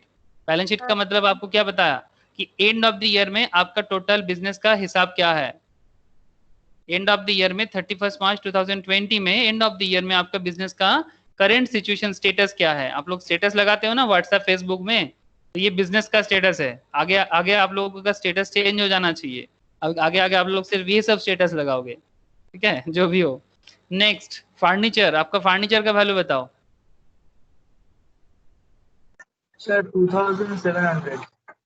2700, फर्नीचर था 3000 का, और उसमें डिप्रिसिएशन आ गया सर, माइनस डिप्रिसिएशन हो गया इसका 300 का, तो इसका वैल्यू हो गया 2700। और क्या आएगा एसेट में? एसेट में और क्या शो करना चाहिए sir? Sir prepaid rent, starting में प्रगति बोल रहा था ना कि सर प्रीपेड रेंट तो हमारा एसेट है, अब तो बताओ। हाँ सर 2000। प्रीपेड रेंट जो है आपका प्रीपेड रेंट एसेट क्यों था? नॉर्मली देखो कॉन्सेप्ट में ध्यान देना, आपका रेंट है, रेंट आपका खर्चा है, rent is your expense. In generally अगर आप सोचो तो rent is your expense, but prepaid rent, ये सब कॉन्सेप्ट आपको आगे बहुत झमेला कर सकता है, इसीलिए मैं बेसिक में इसको ज्यादा बता रहा हूँ ताकि आप जब मैम के पास एडवांस पढ़ो ना, ताकि आपको दिक्कत ना हो, ठीक है, ताकि आप मैम ये ना बोल सके कि सर ने कुछ बेसिक्स नहीं सिखा पाए। तो आप बात को मेरा ध्यान देना बार बार कि जो आपका प्रीपेड है ना, ये आपका एसेट है। क्यों? मैं आपको सिखाया था कि सपोज एक रूम रेंट लेना चाहते हो, एक रूम रेंट लेना चाहते हो और एकदम स्टार्टिंग ऑफ द मंथ में आप रूम का रेंट दे देते हो, आप रूम का रेंट दे देते हो, तो जैसे ही आपने स्टार्टिंग ऑफ द मंथ, जैसे कि first date of the month में आपने रूम का रेंट दे दिया, तो आपका प्रीपेड रेंट हो गया, और उस पर्टिकुलर मंथ के लिए वो रूम जो एसेट है आपका, वो आपका एसेट है। मतलब अगला 1 मंथ, मतलब कमिंग 1 मंथ कोई भी आपको वहां से हटा नहीं सकता, है ना, क्योंकि वो आपका एसेट है। तो prepaid rent is your asset, ठीक है ना। जैसे हम आपसे फीस एडवांस लेते हैं, तो अभी ये आपके लिए एसेट है क्या, कि मैंने सर को फीस भर दिया, अब this is my liability to teach you. आपको समझ में आ रहा है प्रीपेड रेंट या एनी प्रीपेड एक्सपेंस का मतलब, ठीक है। तो ये आपके लिए एसेट है, तो आप जब भी अपना बैलेंस शीट बनाओगे तो उसको आप लोग हमेशा प्रीपेड जो भी आपने दिया उस सब को आप क्या मानोगे? एसेट मानोगे, ठीक है। ओके सर, समझ में आया। तो प्रीपेड रेंट कितना भरे थे सर? 2000 का, तो आपको 2000 का एसेट में शो करना चाहिए। एक्रूड इंटरेस्ट, एक्रूड इंटरेस्ट जो आपका बैंक में पड़ा हुआ है वो भी तो आपका एसेट ही है। आप बाद में जाके बैंक से उठा तो सकते हो ना। जो एक्रूड का मतलब जमा हुआ है, एक्रूड इंटरेस्ट जो आपके बैंक में है जमा हुआ है, जो भी वैल्यू का हो, जैसे यहाँ पर कितना का है 500 का, 500 का एक्रूड इंटरेस्ट आपके बैंक अकाउंट में जमा हुआ है, तो 500 का accrued interest is asset. Okay sir, asset समझ में आया। सर कैपिटल प्लस लायबिलिटी बताओ, कैपिटल प्लस लायबिलिटी। नहीं होगा एसेट पे? हाँ हाँ, ड्राइंग, ड्राइंग, ड्राइंग आपका एसेट नहीं है, ड्राइंग तो आपका कैपिटल से एडजस्ट होता है, ड्राइंग्स करने से आपका कैपिटल एडजस्ट होता है, आपका कैपिटल कम हो जाता है ड्राइंग से। ये लास्ट दिन जो भी हम लोगों ने किया सम्स में, वहां पर जो ड्राइंग का एंट्री था, आप देखो वहां पर लास्ट डेट का जो ड्राइंग का एंट्री था, ये परचेस हाउस होल्ड गुड्स में फॉर ₹15,000, पॉइंट नंबर आई, अगर आप पॉइंट नंबर आई देखो, वहां पर हाउस होल्ड गुड्स आपने 15,000 का परचेस करके लाया, ₹5,000 आपने कैश दिया और बैलेंस थ्रू लोन हुआ, है ना। तो 5,000 कैश आपने एसेट से डिस्काउंट मतलब लेस कर दिए थे, 10,000 का लाइबिलिटी हो गया था आपका, क्योंकि आपका 5,000 पेमेंट हो गया था और 10,000 का लाइबिलिटी पड़ा हुआ था, और 15,000 क्या कर दिया आपने? हाउस होल्ड गुड्स लेके आए, क्योंकि वो आपका ड्रॉइंग्स है। आप अपने बिजनेस से ध्यान से सुनो, जब आप अपनी बिजनेस से आपका पर्सनल एक्सपेंस पेमेंट करते हो ना, आपका बिजनेस का जो कैश अकाउंट है, सपोज आपका बिजनेस में कैश होता है ना, जिसके अंदर कैश रहते हैं, ठीक है। कैश का क्या बता सर? कैश का जो ड्रॉयर है, ठीक है, कैश का जो ड्रॉयर है, कैश ड्रॉयर से अपने अपना पर्सनल कोई भी एक्सपेंस, चाहे वो हाउस होल्ड का हो या आपका घूमने फिरने का पॉकेट मनी हो, अब जब भी अपने बिजनेस अकाउंट से, बिजनेस का कैपिटल से आप उसको लेते हो ना, तभी जाके पर्सनल एक्सपेंस जब भी लेते हो, इसको क्या कहते हैं? इसको ड्रॉइंग्स कहते हैं। और ड्रॉइंग्स क्या होगा? अगर आपके बिजनेस कैपिटल अकाउंट में, बिजनेस के कैश अकाउंट में 50,000 पड़ा हुआ था सपोज, ठीक है, और वहां से अगर आप 15,000 ड्रॉ कर लेते हो, तो बेसिकली आपका कैपिटल कम हो जाता है, बेसिकली आपका कैपिटल कम हो जाता है। तो ड्रॉइंग्स आपका एसेट नहीं रे बाबा, उल्टा ड्रॉइंग्स आपका कैपिटल को कम करता है। ये सब छोटा छोटा पॉइंट भी प्लीज थोड़ा सा कंसेंट्रेट करना। ओके सर, फिलहाल मुझे कैपिटल एंड लायबिलिटी बताओ, कैपिटल एंड लायबिलिटी बताओ क्या क्या होना चाहिए। सबसे पहले तो आप ये वाला कर दो ना, सबसे पहले आप कर दो creditor for furniture. Creditor for furniture, आपने फर्नीचर लिया था ना क्रेडिट पे मेसर्स मोहन से आपने क्रेडिट में फर्नीचर नहीं लिया था क्या? Yes, sir. 3000 का फर्नीचर लिया था और बाद में आपने पॉइंट नंबर, ये सब आपको सारा का सारा ट्रांजैक्शन इतना फटाफट देखना है सर, तभी आप एक अच्छा अकाउंटेंट बन पाओगे। आप जब ऑडिट करने जाओगे आपको यही सब तो फटाफट करना है, तभी ना जाके आप समझ पाओगे कि ऑडिट में और क्या होता है। इसी तरह से चेकिंग होता है। जैसे मोहन फर्नीचर्स में उधार लिए थे तो क्या मोहन फर्नीचर का पेमेंट हुआ है? देखो पॉइंट नंबर के में paid half the amount owed to Messrs Mohan furniture. That means आपने 3000 जो लिया था उसका 1500 पे हो गया, तो कितना क्रेडिट अभी बाकी है? तो क्रेडिटर फॉर फर्नीचर है आपका 1500 का। M I right or wrong sir?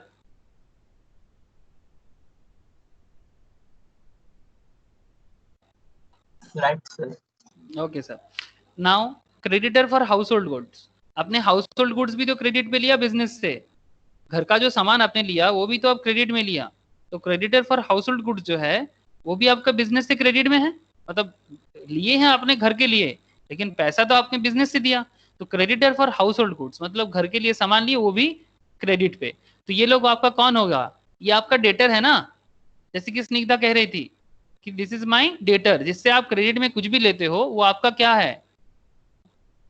आपके लिए तो क्रेडिटर है, ठीक है, आपके लिए कौन है? क्रेडिटर है, ठीक है। और डेटर कौन होगा? जिसको आपने किसी को क्रेडिट में कुछ दिए, ठीक है, तो वो आपका एसेट होगा। यहाँ पर ऐसा कुछ ट्रांजैक्शन एसेट में दिख नहीं रहा है, तो ये लोग आपका कौन है? क्रेडिटर है। तो यहाँ पर 1500 आपका उधार है। फिर आपका creditor for house hold goods कितना अमाउंट होना चाहिए? इसका अमाउंट बताओ। Creditor for house hold goods का अमाउंट बताओ।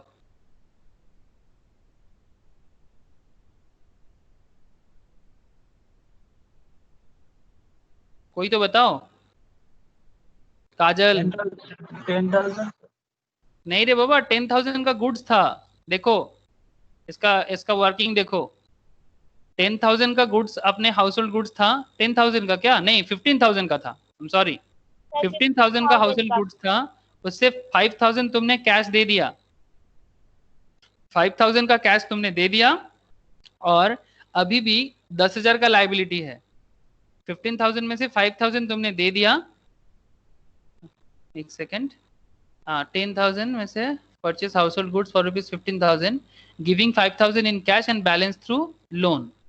दैट मीन्स 10,000 का आपका लाइबिलिटी है। 10,000 का आपका लाइबिलिटी है। बाद में और कुछ इसका हुआ नहीं क्या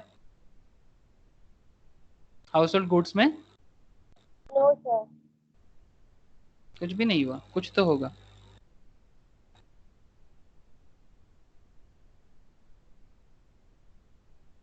creditor for house hold goods,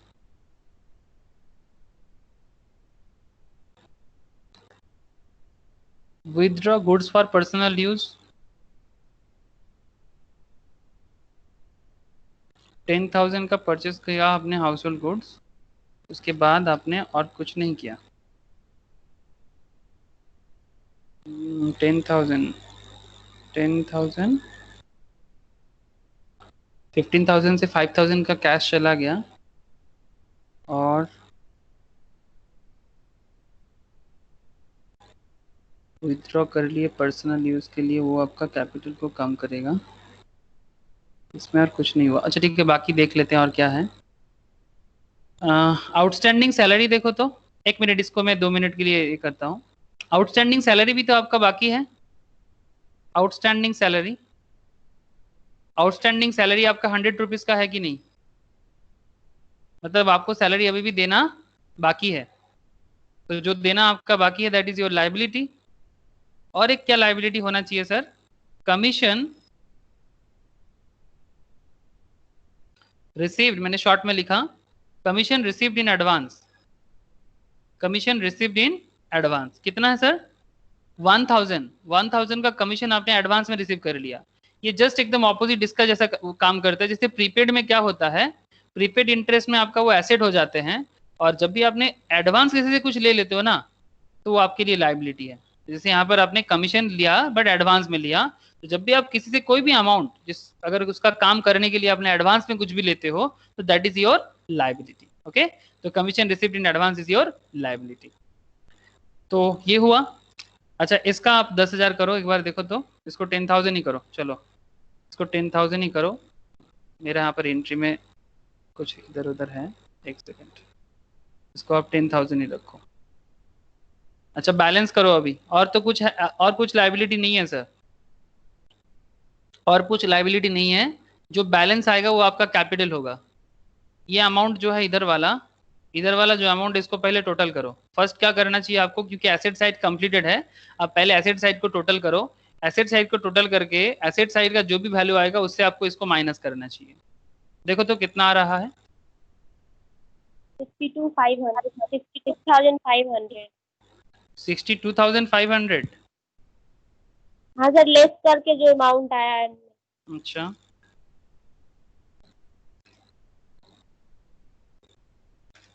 क्या सबका आया ऐसा?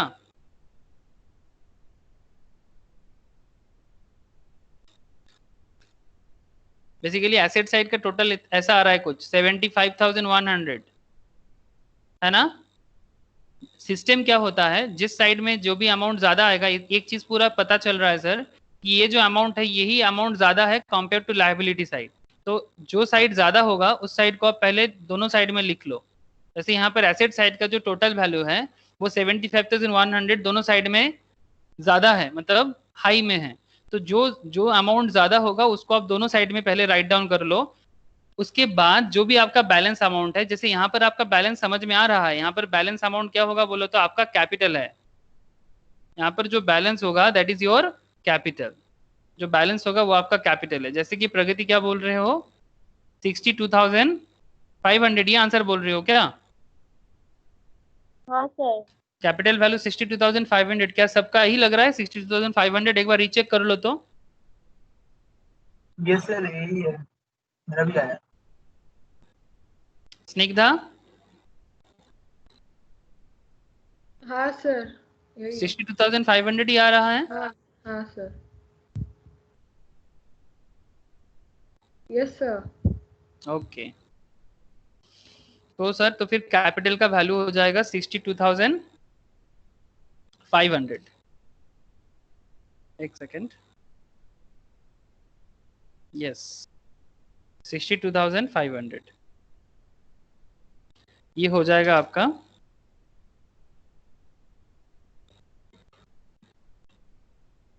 कैपिटल का वैल्यू। तो अल्टीमेटली जब आप इसको टोटल भी करते हो तो दोनों साइड टैली भी करता है ना।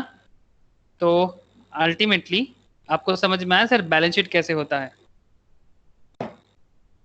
How to build balance sheet. मतलब हमने कुछ ज़्यादा ही आपको हर एक पॉइंट पे बात कर ली है। सबसे पहले तो पूरा का पूरा ट्रांजैक्शन से कैश और स्टॉक को अलग कर दिए, ताकि आपको बिजनेस के लिए बहुत इंपॉर्टेंट है ये दोनों चीज़। ये वर्किंग में दिखा दिए कैश एंड स्टॉक। ये बहुत ही वाइटल था, क्योंकि अगर आपको डायरेक्ट करने के लिए बोला जाता तो आप नहीं समझ पाते, मतलब मुश्किल होता सर इसमें, मतलब बहुत क्लमसी हो जाता मैटर। तो कैश एंड स्टॉक अलग से कैलकुलेट करने के बाद हमें एसेट के लिए कैश स्टॉक मिल गया। और फिर जब हमको बोला गया कि भाई यहाँ से एसेट एंड लायबिलिटी कैलकुलेट करके बताओ, तो आपने कर दिया और बैलेंस शीट टैली भी कर गया। ठीक है, और टैली करना भी है। ठीक है, अगर सब चीज़ सही है तो बैलेंस शीट टैली करना ही है। सर अब यहाँ पर एक क्वेश्चन आता है, why balance sheet should be tallied. Balance sheet को टैली क्यों करना है?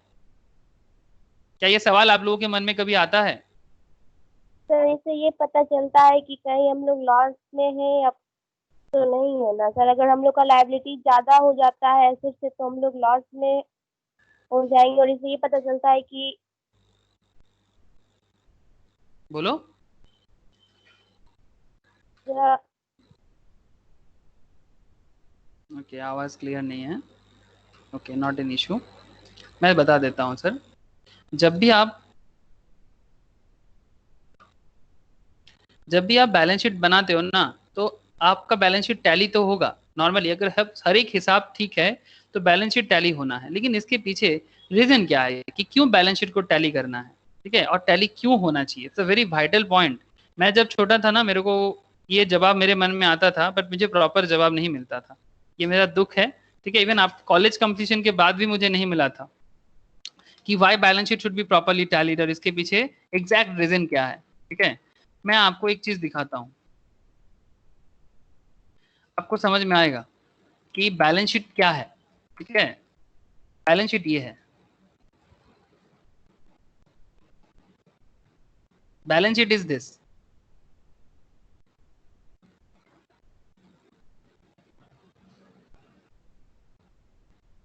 ये क्या है सर?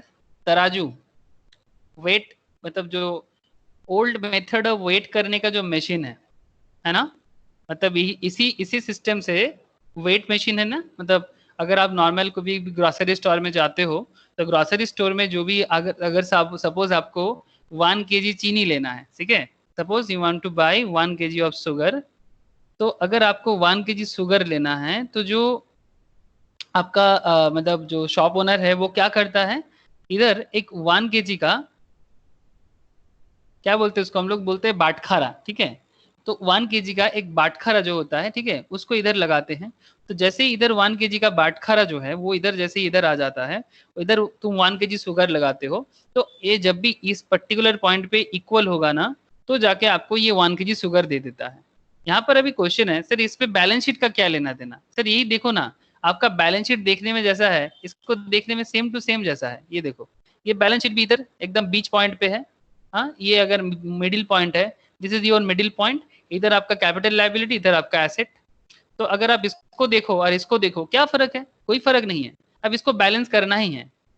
जैसे कि हम लोगों ने इधर 75,100 बैलेंस कर दिया ना, दोनों साइड से 75,100 हमने बैलेंस कर दिया उधर। तो ये जो दोनों साइड इधर बैलेंस हम लोगों ने कर दिया, तो सेम टू सेम यही वाला कॉन्सेप्ट है। अब यहाँ पर एसेट लायबिलिटी का क्या कॉन्सेप्ट है?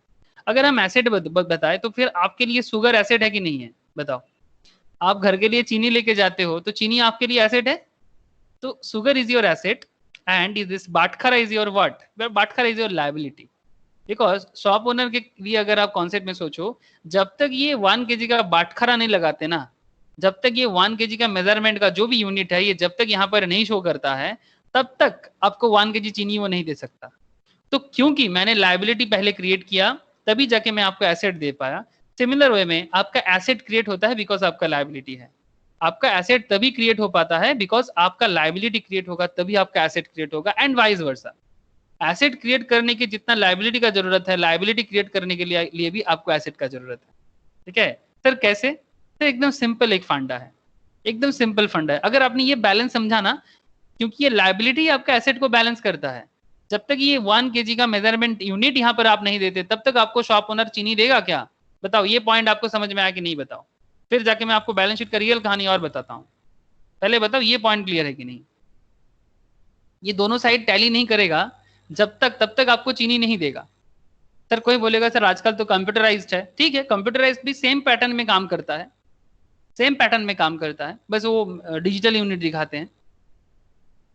बताओ, ये दोनों का बैलेंस का कॉन्सेप्ट समझ में आया? Please tell me. हेलो, नहीं आया क्या समझ में? ओके अब देखो, ये जो बैलेंस शीट है, ठीक है, ये बैलेंस शीट टैली क्यों करता है? एकदम एकदम इक्वल रीजन है, ठीक है। अगर आपने लिख लिया तो मैं इसको रब करता हूं, मैं इसको रब करता हूं। जब आपने बैलेंस शीट में एसेट एंड लायबिलिटी बनाया ना सर, जब रब क्यों किया मैंने, एक सेकेंड, देखो आपने इधर जितना लायबिलिटी क्रिएट किया ना, ये देखो आपका बिजनेस में आप जितना लायबिलिटी इधर क्रिएट कर रहे हो, जितना सारा लायबिलिटी आपने इधर क्रिएट कर रहे हो, ये सारा का सारा लायबिलिटी के कारण ही आपका इधर एसेट बना है। आपने पहले फर्नीचर परचेस किया, आपने हाउस होल्ड गुड्स लिया, आपने सैलरी पेमेंट बाकी रखा, अपने कमीशन एडवांस देना बाकी रखा, फिर जाके आपका कैपिटल इधर है, ठीक है। अच्छा, कैपिटल क्यों इधर आता है इसको तो मैं बाद में आपको समझाता हूँ, पहले हमको बैलेंस शीट क्यों टैली करते हैं ये पहले समझा देता हूँ। मतलब why capital is treated in the liability side, ये एक अनदर क्वेश्चन है, ठीक है। while you should treat capital in the liability side, it's another question। उस क्वेश्चन में मैं 2 मिनट में आता हूं, लेकिन उससे पहले आपको ये तो बता दूं ये टैली क्यों करना चाहिए। पहला बात कि आपका हर एक एसेट बनता है बिकॉज आपका इधर लोन या लायबिलिटी होता है। लोन और लायबिलिटी के कारण मैंने ये मान लिया कि आपने लिख लिया, इसलिए मैं इसी के अंदर रफ के हिसाब से कर रहा हूं। आपका लोन और लायबिलिटी जितना बनेगा उसके हिसाब से आपका एसेट बनेगा। सिमिलर वे में आप जब बाद में आपका बिजनेस को ग्रो करोगे ना, तो फिर अपना एसेट दिखा के ही आप बिजनेस से लोन लोगे। सपोज आपके पास अच्छा खासा कैश है, आपके पास स्टॉक है, आपके पास बिजनेस में और भी एसेट्स है, लैंड है, बिल्डिंग है, ठीक है, यहाँ पर और भी एसेट्स जुड़ सकता है, लैंड, बिल्डिंग। तो कोई अगर फिर भी आप लोन क्रिएट करना चाहते हो तो आप बैंक के पास जाके फिर से लोन मांग सकते हो। तो अगर बैंक देखेगा कि भाई बिजनेस के पास अच्छा एसेट्स है तो इसको लोन दिया जाए, तो फिर से आपको लोन देता है, फिर आपका लायबिलिटी बनता है। मतलब एक मतलब क्या बताओ सर, मतलब कॉज एंड इफेक्ट रिलेशनशिप की तरह, बिना लायबिलिटी का एसेट नहीं, बिना एसेट का लायबिलिटी नहीं। बिना लाइबिलिटी का there is no asset and बिना एसेट का there is no liability. Asset से ही बनता है लाइबिलिटी, लाइबिलिटी से ही बनता है एसेट। तो दैट इज द रीजन कि क्योंकि एक दूसरे से बनता है तो दोनों को इक्वल होना एकदम मैंडेटरी है, दोनों इक्वल होना मैंडेटरी है। अगर आपने बिजनेस करने के लिए लोन लिए, अगर आपने बिजनेस करने के लिए लोन लिया, सपोज आपने बिजनेस करने के लिए लोन लिया, इसको एकदम सिंप्लीफाई करते हैं, loan is your liability, loan is your liability और asset is your asset. Loan is your liability, asset is your asset. Suppose हमने लोन लिया 1 लाख, इस 1 लाख के लोन से आपने एक लैंड परचेज किया सपोज 50,000 में, और बाकी 50,000 में आपने स्टॉक लिया। ये फिक्स्ड एसेट है आपका बिजनेस का, और ये आपका स्टॉक है आपका करंट एसेट। आपका जिस चीज का बिजनेस है वो है आपका करंट एसेट जो है 50,000 का। लेकिन ये जो दोनों साइड का 50,000 है, लैंड एंड स्टॉक, ये दोनों स्टॉक और लैंड आया कहां से? यही से आया ना sir. This is the source. ये आपका लोन का सोर्स ही है जो आपको लैंड एंड स्टॉक को परचेस करने में हेल्प किया। तो बिना लोन का आप ये बनाते कहां से? Is it possible? Source of finance business studies में कर रहे हैं हम लोग, business commercial knowledge and studies में हम लोग यही वाला पॉइंट कर रहे थे कि सोर्स ऑफ फाइनेंस छोड़ के आप बिजनेस में कुछ नहीं कर सकते। Yes or no? तो यही रीजन है। देखो दोनों साइड टैली करेगा ही। अब कोई बोलेगा सर हमेशा एक ही तरह का होगा क्या? नहीं सर, बिजनेस तो एक कंटिन्यूअस मेथड है, बिजनेस एक कंटिन्यूअस मेथड है। गोइंग कंसर्न कहते हैं इसको, गोइंग कंसर्न। बिकॉज क्योंकि बिजनेस गोइंग कंसर्न है तो आपको हमेशा एकदम एग्जैक्टली एकदम 1 लाख का लोन इधर, लैंड लाइव स्टॉक इधर, ऐसा नहीं दिखेगा। क्योंकि ये साल टू साल चेंज होता है, ईयर ऑन ईयर इसका डेटा चेंज होता है। तो वो डेटा चेंज होके ना वो सब उसके साथ एड ऑन हो जाते हैं, कंपाउंड हो जाते हैं। तो तब जाके आपको ना एकदम स्टार्टिंग डेटा से अगर आप करोगे ना तो ऑटोमेटिकली आपका बैलेंस शीट टैली होते ही जाएगा, अगर आपका अकाउंटिंग पूरा क्लियर है तो। अगर आपका अकाउंटिंग क्लियर है ना तो टैली होते हुए ही चलेगा। तभी टैली नहीं हो सकता जब आपका कैलकुलेशन में कुछ गड़बड़ है, या तो calculation wrong, otherwise data missing, या तो कैलकुलेशन रॉन्ग या फिर डेटा मिसिंग। अगर ऐसा कॉन्सेप्ट है तभी जाके आपका बैलेंस शीट टैली नहीं करता, अदरवाइज बैलेंस शीट टैली करने में आपको कोई नहीं रोक सकता। Sir please, is it clear to all of you कि क्यों बैलेंस शीट टैली करता है? हेलो, आप लोगों को मेरा आवाज आ रहा है? यस नो तो बता दो सर। हाँ सर। ओके, तो ये था एक कॉमन कॉन्सेप्ट, मतलब जिसके बारे में मन में बहुत क्वेश्चन होता है कि क्यों बैलेंस शीट टैली होना चाहिए। और जब आप फाइनल अकाउंट्स करोगे ना, मतलब जो बेसिकली बेसिक का एक बहुत ही मतलब इसी को इस फाइनल अकाउंट्स करते हुए स्टूडेंट बहुत मजा लेते हैं, ठीक है। मतलब किसी को भी पूछ लो, ठीक है, तो सबसे ज्यादा मजा वो फाइनल अकाउंट्स में लेते हैं। जब आप फाइनल अकाउंट्स को सॉल्व करोगे तो आपको बैलेंस शीट ही बार बार बनाना है, और जब आपका बैलेंस शीट टैली नहीं करता है ना तो एग्जाम में आप मुंह को मतलब एकदम नीचे की तरफ करके मेरा बैलेंस शीट टैली नहीं किया, क्या पता मुझे मार्क्स मिलेगा कि नहीं। फिर आप पूछते हो सर को आके या फिर किसी सीनियर को, क्या पार्ट मार्किंग होता है, क्या स्टेप मार्किंग होता है क्या? ठीक है, क्योंकि मेरा बैलेंस शीट ना टैली नहीं किया, ठीक है। तो ये बैलेंस शीट टैली को लेके ना स्टूडेंट्स के बीच में बहुत ज्यादा बातें होते हैं। तो डोंट वरी सर, ये होना ही पड़ेगा, अदरवाइज मुश्किल है। ये एक ख्याल तो समझ में आया सर, ये वाला पहलू। और एक पॉइंट सर, और एक point balance sheet and capital related, और एक point, capital plus liability and asset. Question is this, sir आपने कैपिटल को इधर क्यों दिखाया? Capital is, why capital is in the liability side? Capital liability side में क्यों है? क्योंकि कैपिटल जब आप देखो, एक बार जस्ट मैं आपको एक ट्रांजैक्शन बताता हूं। आप लोग पॉइंट नंबर ए, मतलब श्रीराम का जो ट्रांजैक्शन आप लोगों ने अभी हम लोगों ने सॉल्व किया, उसका पहला ट्रांजैक्शन, द फर्स्ट ट्रांजैक्शन क्या है अगर आप देखते हो, मैं आपके साथ फिर से इसको रीड करता हूं। Shriram commenced business with cash rupees 50,000. Sriram commenced business with cash with rupees 50,000. This is your first transaction. ये आपका पहला ट्रांजैक्शन है। अब मुझे जस्ट एक क्वेश्चन का जवाब दो, ये जो पहला क्वेश्चन, ये पहला जो ट्रांजैक्शन है, इस ट्रांजैक्शन में आपने जब एंट्री किया, जब आपने एसेट लायबिलिटी का एंट्री किया तो आपने एसेट में क्या दिखाया? 50,000, लायबिलिटी आपका 0, कैपिटल ने आपने क्या शो किया? 50,000। Isn't it?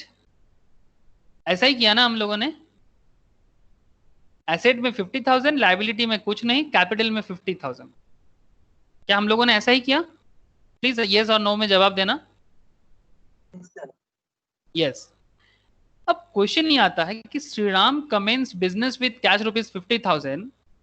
This particular point आपको किसी एंगल से लाइबिलिटी क्रिएट दिखाते हैं क्या?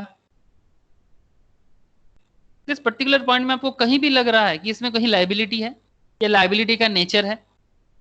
श्रीराम ने बिजनेस करने के लिए अपने बिजनेस में कैश डाला है 50,000 का, इसमें लाइबिलिटी का नेचर कहीं भी आपको आ रहा है? मतलब इज देयर एनी चांस कि ये 50,000 आपका लाइबिलिटी भी हो सकता है?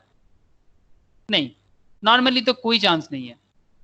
लेकिन फिर भी आपका जो बैलेंस शीट है, बैलेंस शीट में कैपिटल प्लस लाइबिलिटी लिखा जाता है, मतलब कैपिटल को लाइबिलिटी की तरह ट्रीट किया जाता है। क्वेश्चन इज दिस कि why capital should be treated as liability?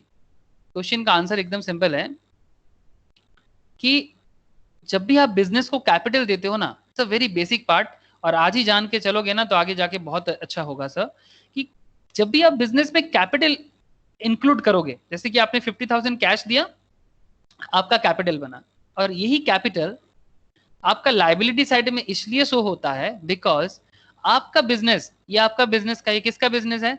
Shri Ram का बिजनेस है। श्री राम का बिजनेस है ये, श्री राम बिजनेस। अब ये श्री राम का बिजनेस अलग और श्री राम अलग। हेलो सर, श्री राम का बिजनेस अलग एंड श्री राम अलग। ये श्री राम प्रभु जी वाला राम नहीं है, कोई आम आदमी है, ठीक है, इसलिए मैं कुछ भी ड्रॉ कर सकता हूँ। ये कोई आम आदमी राम है, प्रभु जी राम नहीं है। प्रभु जी मेरे अब गुण चित्त ना धरो। सर समझ में नहीं आया? कोई बात नहीं। श्री राम जो है ये अलग, और ये श्री राम का बिजनेस अलग। श्री राम अलग, श्री राम का बिजनेस अलग। तो श्री राम को अपने बिजनेस को ये लाइबिलिटी, मतलब बिजनेस का जो कैपिटल, जैसे इसने 50,000 यहाँ पर दिया ना, कौन? श्री राम ने दिया। ये कैपिटल श्री राम अपने बिजनेस पे 50,000 दिया। Now this is business liability. Now this is business. मैं थोड़ा सा अलग लैंग्वेज में लिखता हूँ, बिजनेस, ठीक है, इस इंडिया में ना बहुत लोग बोलते हैं बिजनेस करता हूँ, तो ये बिजनेस का लाइबिलिटी है। ये बिजनेस का लाइबिलिटी है कि वो श्रीराम को ये कैपिटल वापस करे। ये बिजनेस का लाइबिलिटी है कि वो श्रीराम को अपना कैपिटल वापस करे। समझ में आ रहा है कि क्यों कैपिटल को लाइबिलिटी साइड में लिखा जाता है? क्योंकि श्रीराम अपने बिजनेस में कैपिटल दिया। Now this is business is liability, कि वो अपने मालिक को, बिजनेस अलग बोला ना, वो अपने मालिक को ये कैपिटल जो उसने इंक्लूड किया अपने बिजनेस पे, उसका रिटर्न उसको दे। ठीक है, that's why capital is treated in the liability side. तो why capital is treated in the liability side, ये क्वेश्चन का आंसर क्लियर है। Why we should write capital in the, why capital in the liability side. Hello sir, normally capital में liability का nature कहीं नहीं दिखता है। नॉर्मली कैपिटल में लायबिलिटी का नेचर आपको ऐसे समझ में एकदम नहीं आएगा, क्योंकि नॉर्मल लायबिलिटी बोलने से क्या समझ आता है? लोन समझ आता है, बैंक लोन, क्रेडिटर, जैसे मोहन फर्नीचर था ना, बैंक लोन हो जाता है, मोहन फर्नीचर का क्रेडिट है, ठीक है, क्रेडिट में मतलब कोई भी क्रेडिट परचेज मोहन फर्नीचर से जो क्रेडिट में लिए थे, आउटस्टैंडिंग, नॉर्मल लायबिलिटी, मतलब ये सब कॉन्सेप्ट एकदम नॉर्मल लायबिलिटी कॉन्सेप्ट में आ जाते हैं कि भाई ये तो लायबिलिटी दिख रहा है। जैसे कि क्या क्या हो सकता है ऐसा? जैसे क्रेडिटर, आप जिससे उधार में कोई प्रोडक्ट खरीदते हो, आप किसी से अगर बैंक लोन या नॉर्मल लोन लेते हो, अगर आपका कुछ आउटस्टैंडिंग है, लाइक आउटस्टैंडिंग सैलरी और वेजेस, ठीक है, outstanding rent, anything, bills, bills of exchange बोल के एक चैप्टर आएगा सर, बिल्स पेएबल, ठीक है, बिल्स पेएबल, ये चैप्टर में समझा जाएगा बिल्स पेएबल होता क्या है। तो इस तरह का जो भी आपको नाम दिखाई देना वो सब होता है लायबिलिटीज, ठीक है। और एसेट्स तो आपको पता ही हो जाता है कि टेंजिबल इंटेंजिबल्स मिला जुला के होते हैं एसेट्स। तो ये है एसेट एंड लायबिलिटी का नॉर्मल। लेकिन कैपिटल का नेचर इन लोगों से एकदम प्रॉपर्ली नहीं मैच करता, लेकिन फिर भी कैपिटल को इसलिए लायबिलिटी साइड में रखा जाता है क्योंकि ये बिजनेस का लायबिलिटी है कि वो अपने ओनर को पेमेंट चुकता कर दे। सर बोलो, अगर यहां तक आप लोगों को क्लियर है तो फिर मैं नेक्स्ट पॉइंट में बात कर सकूं। क्या ये पूरा balance sheet, everything is clear to all of you?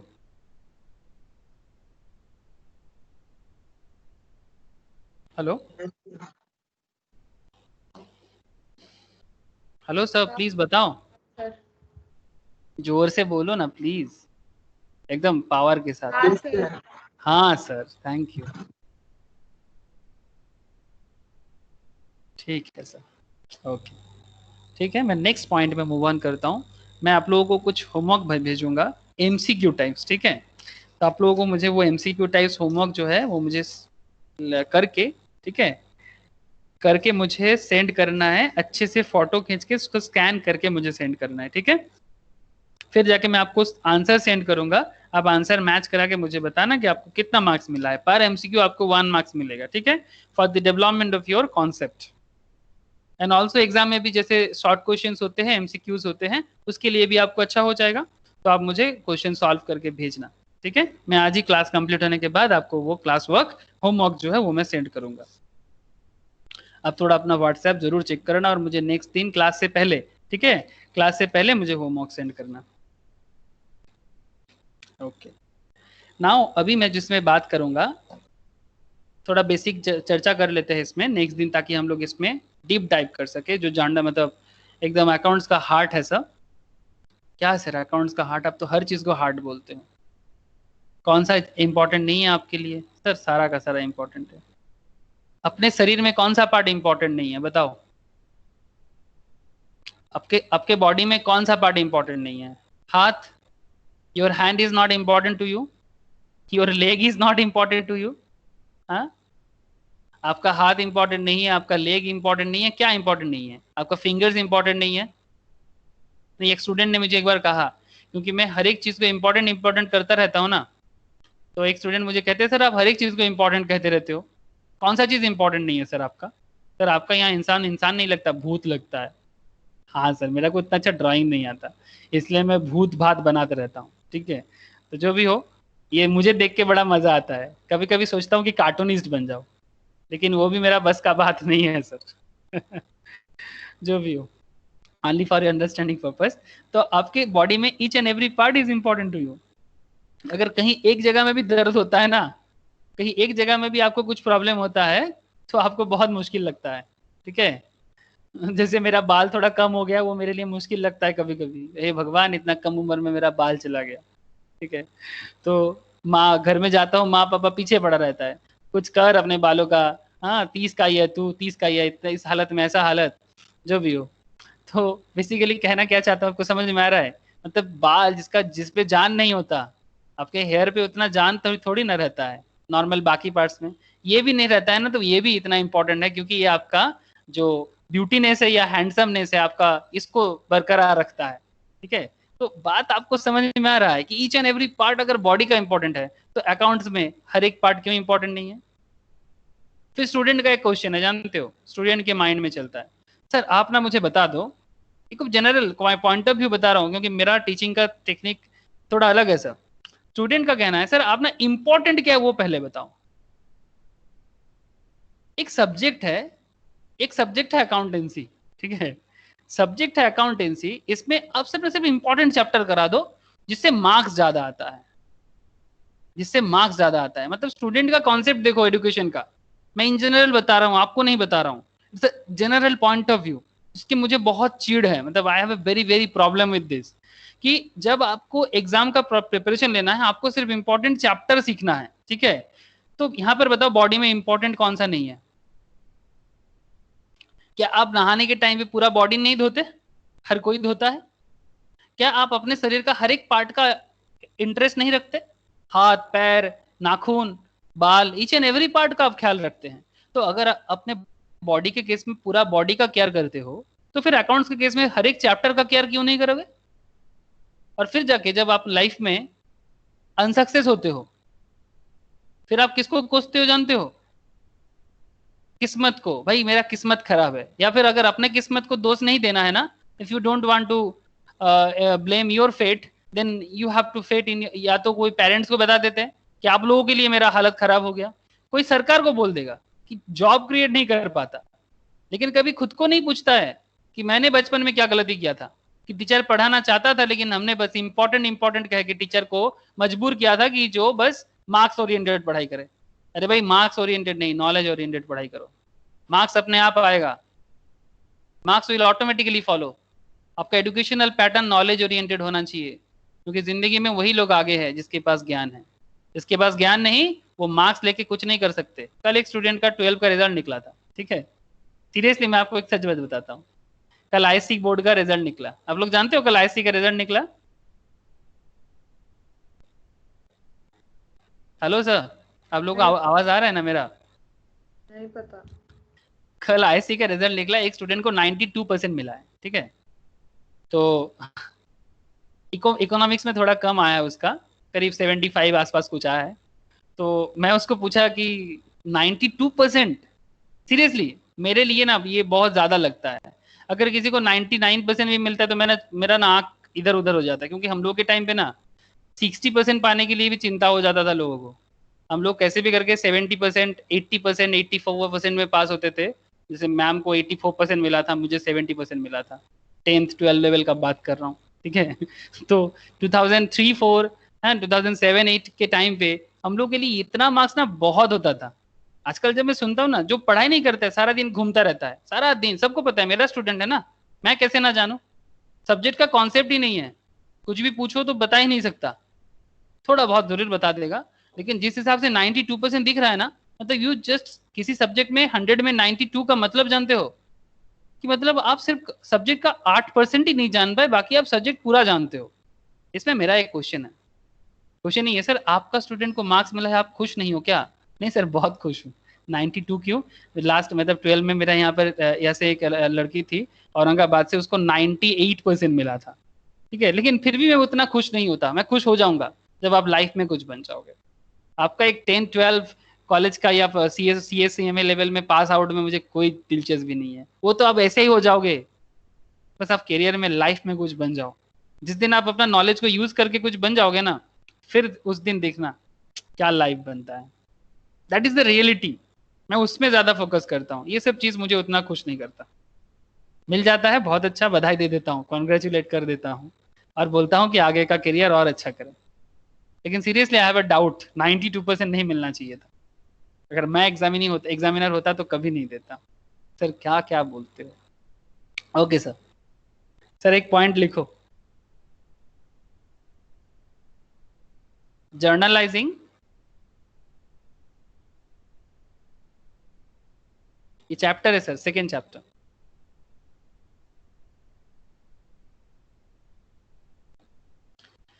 Journalising, posting and balancing,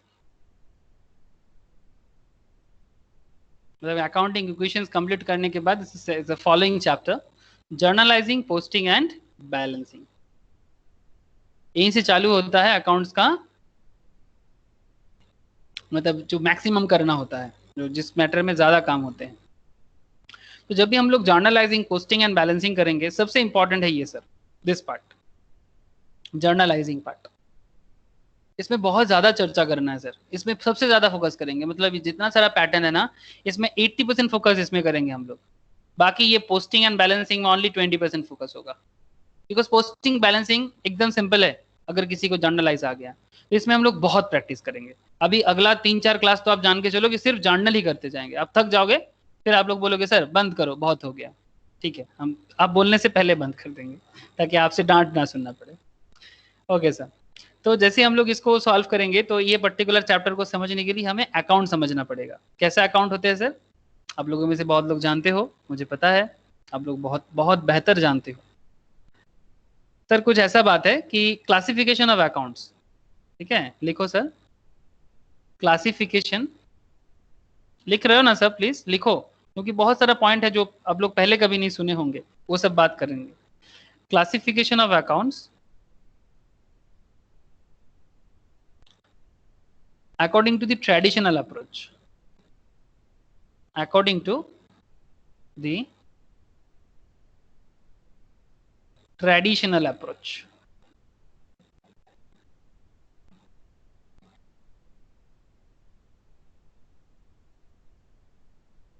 लिख रहे हो ना सर? जोर से बोलो हाँ या ना, yes or no. Yes sir. हाँ सर। Thank you sir. तो classification of accounts according to the traditional approach में क्या बात करना चाहिए सर? इसमें अकाउंट्स को कितना तरह से क्लासिफाई किया गया है, ठीक है। इसमें अगर हम क्लासिफिकेशंस को देखें तो इसमें अकाउंट्स को बेसिकली 3 तरह में क्लासिफाई किया गया है। तो इसको गोल्डन रूल भी बोल सकते हैं, लेकिन गोल्डन रूल अभी नहीं सीखते हैं, पहले अकाउंट्स को जान लेते हैं फिर गोल्डन रूल बताते हैं, ठीक है। आप लोग शायद बहुत लोग जानते हो गोल्डन रूल है क्या, गोल्डन रूल है बाबा, गोल्डन ग्लोब जैसा है, जो भी हो गोल्डन ग्लोब हो। पहले आप अकाउंट्स लिख लो, क्या क्या अकाउंट्स होते हैं इसमें। पहला लिख लो personal accounts, okay.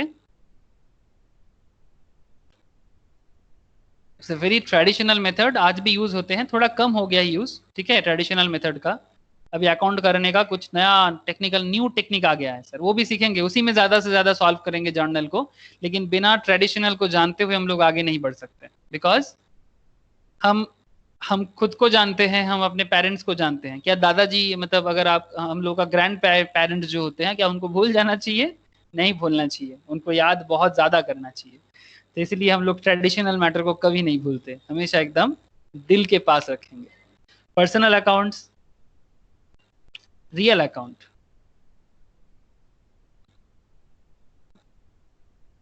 personal accounts, real accounts and nominal account. This is 3 types of account: personal, real, nominal. Sir ये सब जानते हैं सर? हाँ सर, हम बोल रहे हैं ना, आप बहुत ज़्यादा जानते हो मेरे से, मुझे बहुत चिंता है इस बात का कि अगर आप इतना जानते हो तो फिर मैं क्या सिखाऊं आपको। सर पर्सनल अकाउंट का मतलब लिख लो एक बार, हाँ, पर्सनल अकाउंट का मतलब लिख लो। मैं इसको रब करता हूं, फिर अलग से आप पर्सनल अकाउंट का मतलब लिखो। पॉइंट नंबर ए में आप लिखो पर्सनल अकाउंट, फिर उसका मतलब लिखो।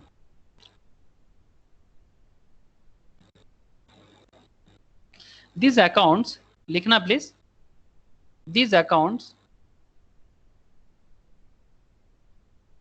relate to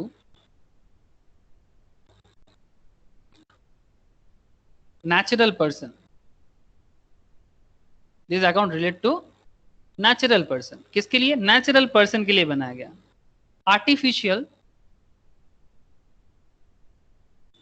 आर्टिफिशियल पर्सन के लिए भी बनाया गया। Sir what is the difference between natural person and artificial person? Sir एकदम सिंपल समझो, आर्टिफिशियल पर्सन का मतलब जिसको हमने बनाया, हमने मतलब ह्यूमन बीइंग जिसको बनाते हो आर्टिफिशियल है, ठीक है।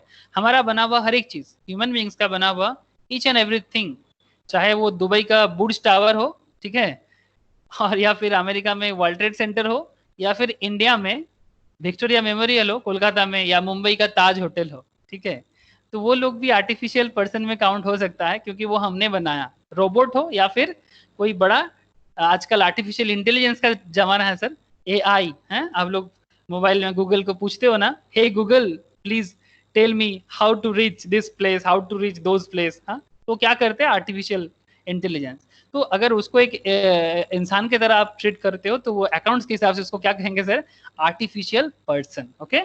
Accounts relate to natural person, artificial person and representative person.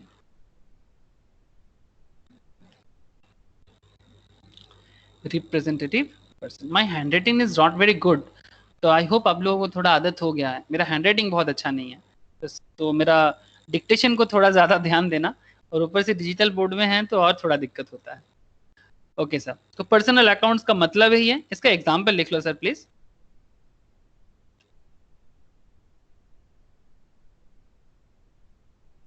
Natural में एग्जाम्पल क्या है? नेचुरल में एग्जाम्पल है सर, जैसे कि मानो कि राम्स अकाउंट, मतलब राम का अकाउंट ना, राम्स अकाउंट, ये एक पर्सनल अकाउंट का एग्जाम्पल है। सर आर्टिफिशियल में कुछ बताओ। ओके सर, आर्टिफिशियल में बताते हैं, जिसको मैंने क्या बताया, इंसान ने बनाया। जैसे Ram and companies account, Ram and company, Ram and companies account मतलब क्या? राम का कंपनी, ठीक है। ये इस तरह का बिजनेस नॉर्मली पार्टनरशिप बिजनेस होते हैं, Ram and company, Ram and associates, ये चार्टर्ड फार्म वगैरह होता है ना, CA फार्म, CS फार्म, ठीक है। इस तरह का बिजनेस का नाम नॉर्मली ऐसे होते हैं। जो भी हो, बेसिकली समझना ही है कि आर्टिफिशियल पर्सन का मतलब ये जिसको इंसान ने बनाया है। तो Ram's account and Ram and companies account हो गया आपका आर्टिफिशियल पर्सन। और हो जाता है आपका रिप्रेजेंटेटिव पर्सन। कैसा होते हैं? रिप्रेजेंटेटिव मतलब जो अकाउंट किसी को रिप्रेजेंट करता है, जो अकाउंट किसी को रिप्रेजेंट करता है। क्या किसी को कोई मुझे रिप्रेजेंटेटिव अकाउंट का कोई एग्जांपल बोल सकते हो? हेलो, कोई मुझे बता पाओगे रिप्रेजेंटेटिव अकाउंट का example? Sir outstanding salary. Very good Pragati, outstanding salary. ठीक है, आउटस्टैंडिंग सैलरी, इसको मैं शॉर्ट में लिखा, अब फुल फॉर्म लिख लो, आउटस्टैंडिंग। मतलब जब भी सैलरी बाकी होता है ना ऑर्गेनाइजेशंस पे, किसी के नाम पे होता है, मतलब आउटस्टैंडिंग ऐसे तो नहीं है ना, मतलब must be outstanding for someone, must be outstanding in someone's name. मतलब कोई चीज बाकी ऐसे नहीं होता, किसी के लिए होता है, किसी के लिए होता है। जब आप लोग दोस्त लोग मिलके कहीं पार्टी करते हो या कहीं पर भी घर में अगर घरेलू मतलब एकदम होमली कंडीशंस पे आप लोग खाना खाते हो, सपोज आपका पापा जो है वो खाना खा लिया, आपका फादर डन, मतलब खाने के बारे में बात कर रहा हूँ, फूड ईटिंग, हाँ फूड ईटिंग के बारे में बात कर रहा हूँ। पापा खा लिए, मदर उनका भी हो गया, पापा का हो गया, मॉम का हो गया, बट आप स्कूल में थे, ठीक है, यू आर इन स्कूल और कॉलेज, ठीक है, आपका खाना बाकी है, तो माँ ने क्या किया, आपके लिए ना अच्छे से उसको प्रेजेंट करके रखा है ताकि आप स्कूल से आके या कॉलेज से आके खा सको, ठीक है। तो आपके लिए खाना क्या है, आउटस्टैंडिंग है। सपोज घर में कोई और आया, सपोज आपका भाई भी है, ठीक है, तो आपका भाई खाना खा के सो गया था, योर ब्रदर जो है वो खाना खा के सो गया था, तो वो अचानक आके बोलता है कि नहीं मुझे खाना है, तो फिर माँ बोलते है एक मारूंगा ना झप्पड़, ये दीदी के लिए बाकी है ये दीदी के नाम पे आउटस्टैंडिंग है, मतलब मैं यू को एक लड़की समझा, ठीक है, तभी तो एक ब्रदर अलग से लिया। तो जो आप हो, आप यही कह रहे हो कि आपको आप कह रहे हो कि आपके लिए आउटस्टैंडिंग है, आपका माँ कह रहे हैं, मतलब आपका खाना बाकी है। तो आउटस्टैंडिंग ऑलवेज किसी ना किसी को रिप्रेजेंट करता है ना, तो चाहे वो घर में खाना ही क्यों ना हो, ठीक है। तो इसलिए नेचुरल पर्सन क्या है, आर्टिफिशियल पर्सन क्या है, एंड रिप्रेजेंटेटिव पर्सन क्या है, I think it's clear, absolutely clear. Okay sir, easy चीज है सर, ज्यादा मत बोलो, हम लोग पक जाते हैं। ओके सर, हम पकाएंगे नहीं, डोंट वरी सर, पकाते रहते हो फिर भी बोलते हो पकाएंगे नहीं, क्या करे सर। पॉइंट नंबर बी, आदत बुरा है, आदत बुरा भला, real account.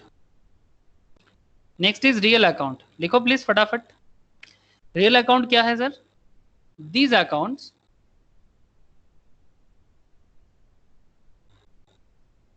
relate to the tangible or intangible real asset, tangible or intangible real assets। Real account मतलब these accounts relate to the tangible or intangible real asset। Okay, इसमें example ले लो sir.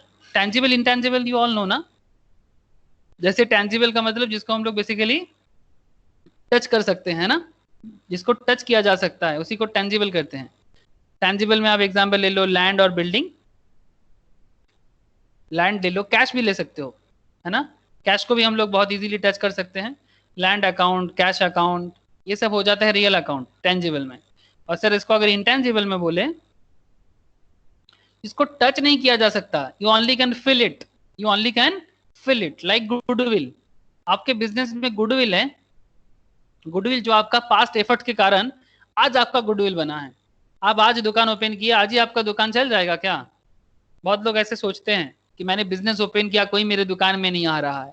अरे कैसे आएगा भाई, पहले गुडविल बना, time लगता है, ठीक है, depending on your patience and depending on your patience and your मेहनत, ठीक है, मतलब आपका एफर्ट, आप कितना एफर्ट देते हो, आप कितना पेशेंस के साथ बिजनेस में रहते हो, उस पर डिपेंड करता है आपका गुडविल, आपका बिहेवियर, आपका after sale service, before sale service, फिर जाकर आपका गुडविल बनता है। लेकिन क्या गुडविल कहीं पर लिखा रहता है क्या कि we are goodwill shop owner?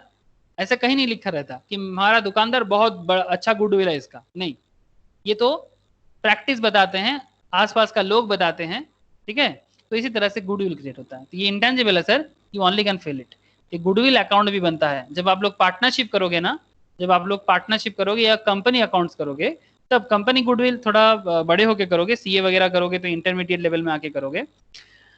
Otherwise आप पार्टनरशिप जब करोगे वहां पर आप गुडविल का ट्रीटमेंट यहाँ पर सीखोगे स्कूल लेवल में, जो नॉर्मली 12th क्लास में स्कूल में पढ़ाया जाता है और प्रोफेशनल्स में तो है ही। तो पार्टनरशिप में आप सीखोगे गुडविल का ट्रीटमेंट कैसे होते हैं। ओके सर, थैंक यू, समझ में आया, आगे बढ़ो। तो रियल अकाउंट क्लियर है सर? किस किस को रियल अकाउंट कह सकते हैं? पर्सनल अकाउंट किसको कह सकते हैं? तो पर्सनल समझ में आया, रियल भी समझ में आया सर, और क्या बचा सर? नॉमिनल बचा, नॉमिनल। सर ये जितना सारा बेसिक में मैं इतना ज़्यादा बात कर रहा हूँ, अगर आगे जाके आपका एक भी जर्नल गलत होता है ना तो मैं आपको छोड़ूंगा नहीं। ये कंप्यूटर के अंदर से जाके ना आपको मार के आऊँगा कि क्यों नहीं हो रहा है। बेसिक कच्चा रहने से ही प्रॉब्लम होता है। बेसिक को लेके मजाक नहीं, एकदम आपको बहुत मैं बोका झोका दूंगा। बोका झोका समझते हो? बंगाली में बोलते हैं बौका देवे। बौका देवे मतलब डांटना, हम लोग उसको बोलते हैं बौका देवे। These accounts, नॉमिनल लिखो, these accounts relate to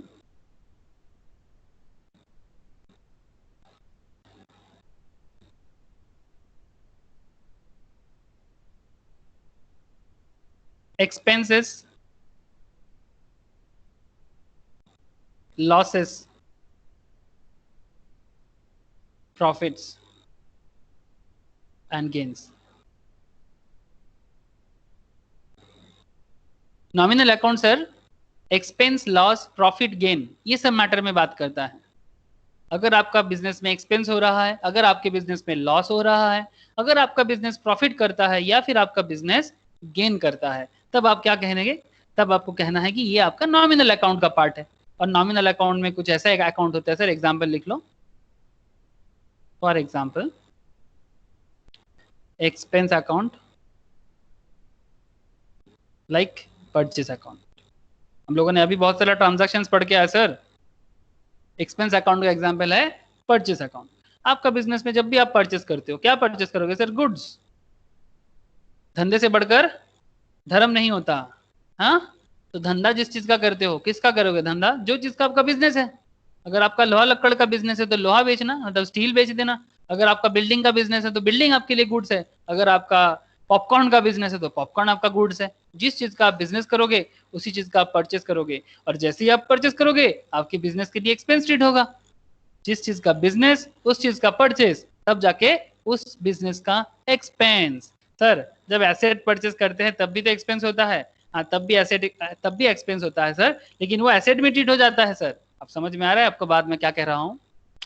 जब आप बिजनेस में फर्नीचर परचेस करते हो, हेलो, जब आप बिजनेस में फर्नीचर परचेस करते हो, जब आप बिजनेस पे लैंड परचेस करते हो, जब आप बिजनेस में बिल्डिंग परचेस करते हो, ठीक है, अगर आप फर्नीचर का बिजनेस नहीं करते, this is your asset for the organisation, इसका आपका बिजनेस नहीं है, ये आप अपने बिजनेस का आपका जो शॉप है उसको डेकोरेट करने के लिए लाए, यूज के लिए। लैंड जो है आपका बिजनेस करने के लिए, बेचने के लिए नहीं। बिल्डिंग जो है यूज करने के लिए है, सेल करने के लिए नहीं। तो अगर ऐसा केस में भी तो आपका एक्सपेंस होता है। हाँ sir, will you agree with me this point? Hello sir, please tell me. Furniture, land, building भी अगर आप परचेस करते हो जिसका आपका बिजनेस नहीं है, क्या उसको भी एक्सपेंस अकाउंट में ट्रीट करना चाहिए? Yes or no?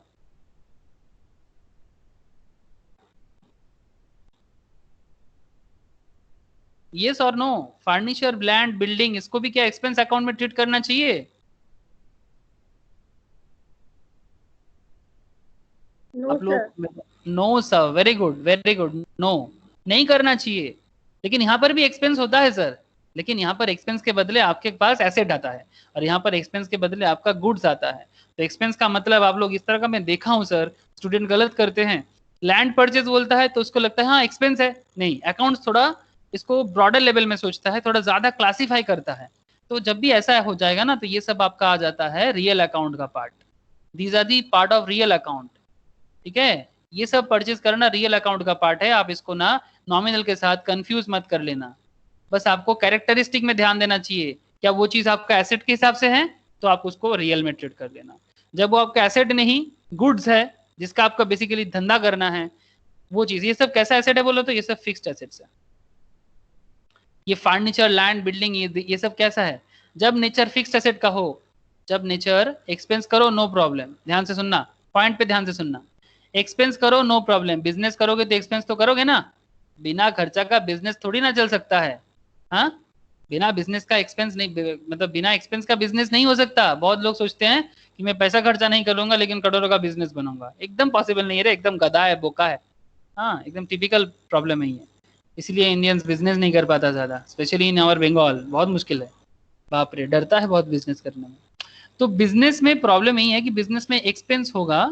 फिर से बता रहा हूं, अगर एक्सपेंस फिक्स्ड एसेट के लिए है, एक अनदर पॉइंट ऑफ व्यू, अगर एक्सपेंस फिक्स्ड एसेट के लिए है तो treat in the real account. अगर एक्सपेंस करेंट एसेट के लिए है तो treat in the nominal account. Current asset मतलब stock sir, stock. Current asset मतलब स्टॉक। आपका जो स्टॉक है ना, ये भी एक तरह का एसेट है आपका, बट इसको करेंट एसेट कहते हैं। तो जब आपका एक्सपेंस करेंट एसेट के लिए हो रहा है ना, सर करेंट एसेट का एग्जांपल बताओ ना सर।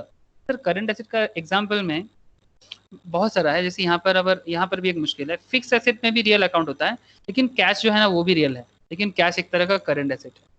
कैश जो है ना ये भी करेंट एसेट है, लेकिन ये नॉमिनल में नहीं आएगा। आपको कंफ्यूजन थोड़ा हो रहा है, लेकिन मैं कोशिश कर रहा हूँ कि जितना हो सकता है आपको मैटर समझा दूं। तो ये भी एक तरह का एसेट है, आपको आगे जाके सिखाया जाएगा बैलेंस शीट करने के टाइम पे। आपको बैलेंस शीट करने के टाइम पे सिखाया जाएगा कि करेंट एसेट के अंदर ही आपको स्टॉक देने के लिए बोला जाएगा, लेकिन इसका एक्सपेंस को नॉमिनल में ट्रीट करना चाहिए। ठीक है, बेसिकली आप इतना याद रखो सर कि जिस जिस चीज का आप बिजनेस करते हो उसी को आप एक्सपेंस में ट्रीट करोगे और उसी का परचेस करोगे, बस एकदम सिंपल। ज्यादा ज्यादा जानोगे तो मुश्किल हो जाएगा। ओके, लॉस, लॉस का एग्जांपल दो सर, लॉस का एग्जांपल। लॉस, लॉस कैसे हो सकता है बिजनेस में? Loss sir by fire. Uncertainty, sir हाँ बोलो। अनसर्टेनिटी, जैसे लॉस बाय फायर, हाँ, लॉस बाय थेफ्ट। कुछ स्टोलन बाय थेफ्ट। हाँ बोलो। लॉस बाय फायर हो सकता है, लॉस बाय थेफ्ट हो सकता है, बिजनेस में ऐसा लॉस होता है ना। Okay sir, profits and gain कैसे होते हैं? तो ये सब अकाउंट हो जाएगा। लॉस बाय फायर अकाउंट ऐसे होते हैं sir, loss by fire account, loss by theft account. अच्छा, प्रॉफिट्स एंड गेन्स कैसे होते हैं? प्रॉफिट्स एंड गेन्स, इसमें एक होता है सेल्स अकाउंट। अगर आप सेल करते हो बिजनेस में तो आपका प्रॉफिट होगा या गेन होगा। अगर आप डिस्काउंट रिसीव करते हो, था ना हम लोगों का ट्रांजैक्शंस में डिस्काउंट रिसीव्ड या डिस्काउंट गिवन, जब आप डिस्काउंट रिसीव करते हो ना, this is a gain for you. Discount receive मतलब आप किसी को, जैसे हम लोग का एक ट्रांजैक्शन था, अगर आपको याद है तो 30,000 का मैंने गुड्स परचेज किया था और बाद में मैंने 29,700 पे किया था। परचेस अमाउंट था 30,000 का, लेकिन मैंने सेटल किया था, सेटलमेंट किया था 29,700 में। इसके मतलब ये जो बीच का कितना गैप है 300 का, this is my gain, this is my gain. तो इसका एंट्री क्या होना चाहिए? इसका एंट्री होना चाहिए डिस्काउंट रिसीव्ड में, और जो आपका नॉमिनल अकाउंट का पार्ट है।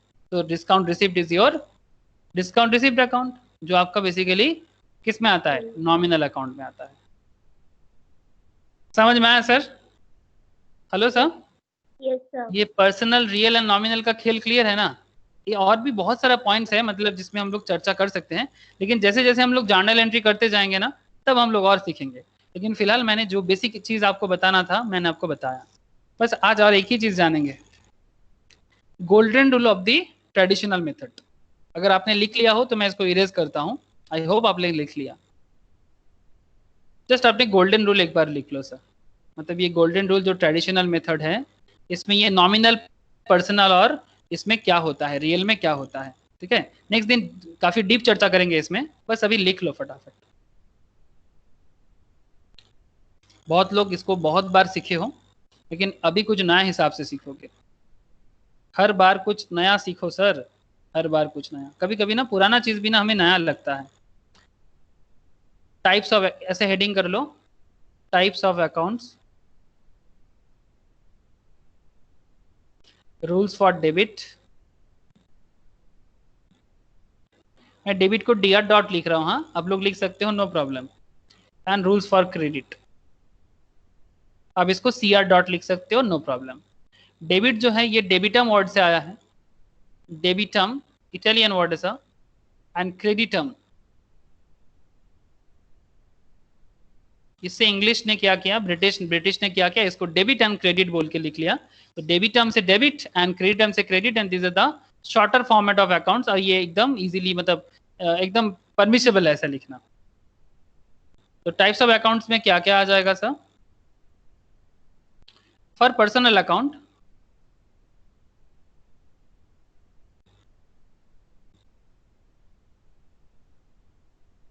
यहां पर लिख लो for real account,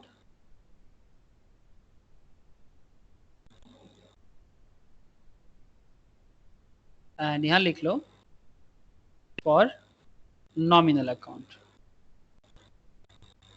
rules for debit में यहां पर लिखो sir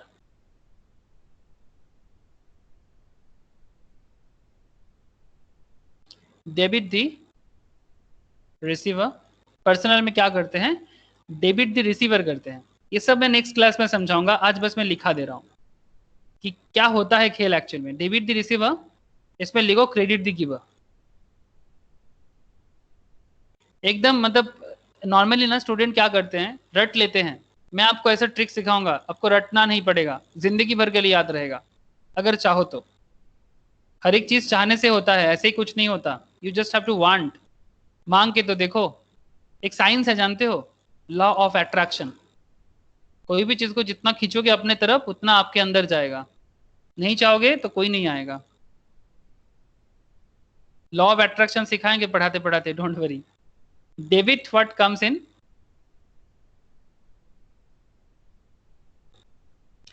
credit what goes out, credit what goes out. Nominal में लिख लो डेबिट ऑल एक्सपेंसेस और लॉसेस, यहां लिख लो credit all incomes and gains. ठीक है, बस यही है गोल्डन रूल का फॉर्मेट, मतलब यही है गोल्डन रूल का प्रोफॉर्मा। नेक्स्ट दिन इसका अंडरस्टैंड होगा, इसको कैसे याद रखना है, इसका ट्रिक्स होगा। ठीक है, रटना नहीं है, अंडरस्टैंड करना है।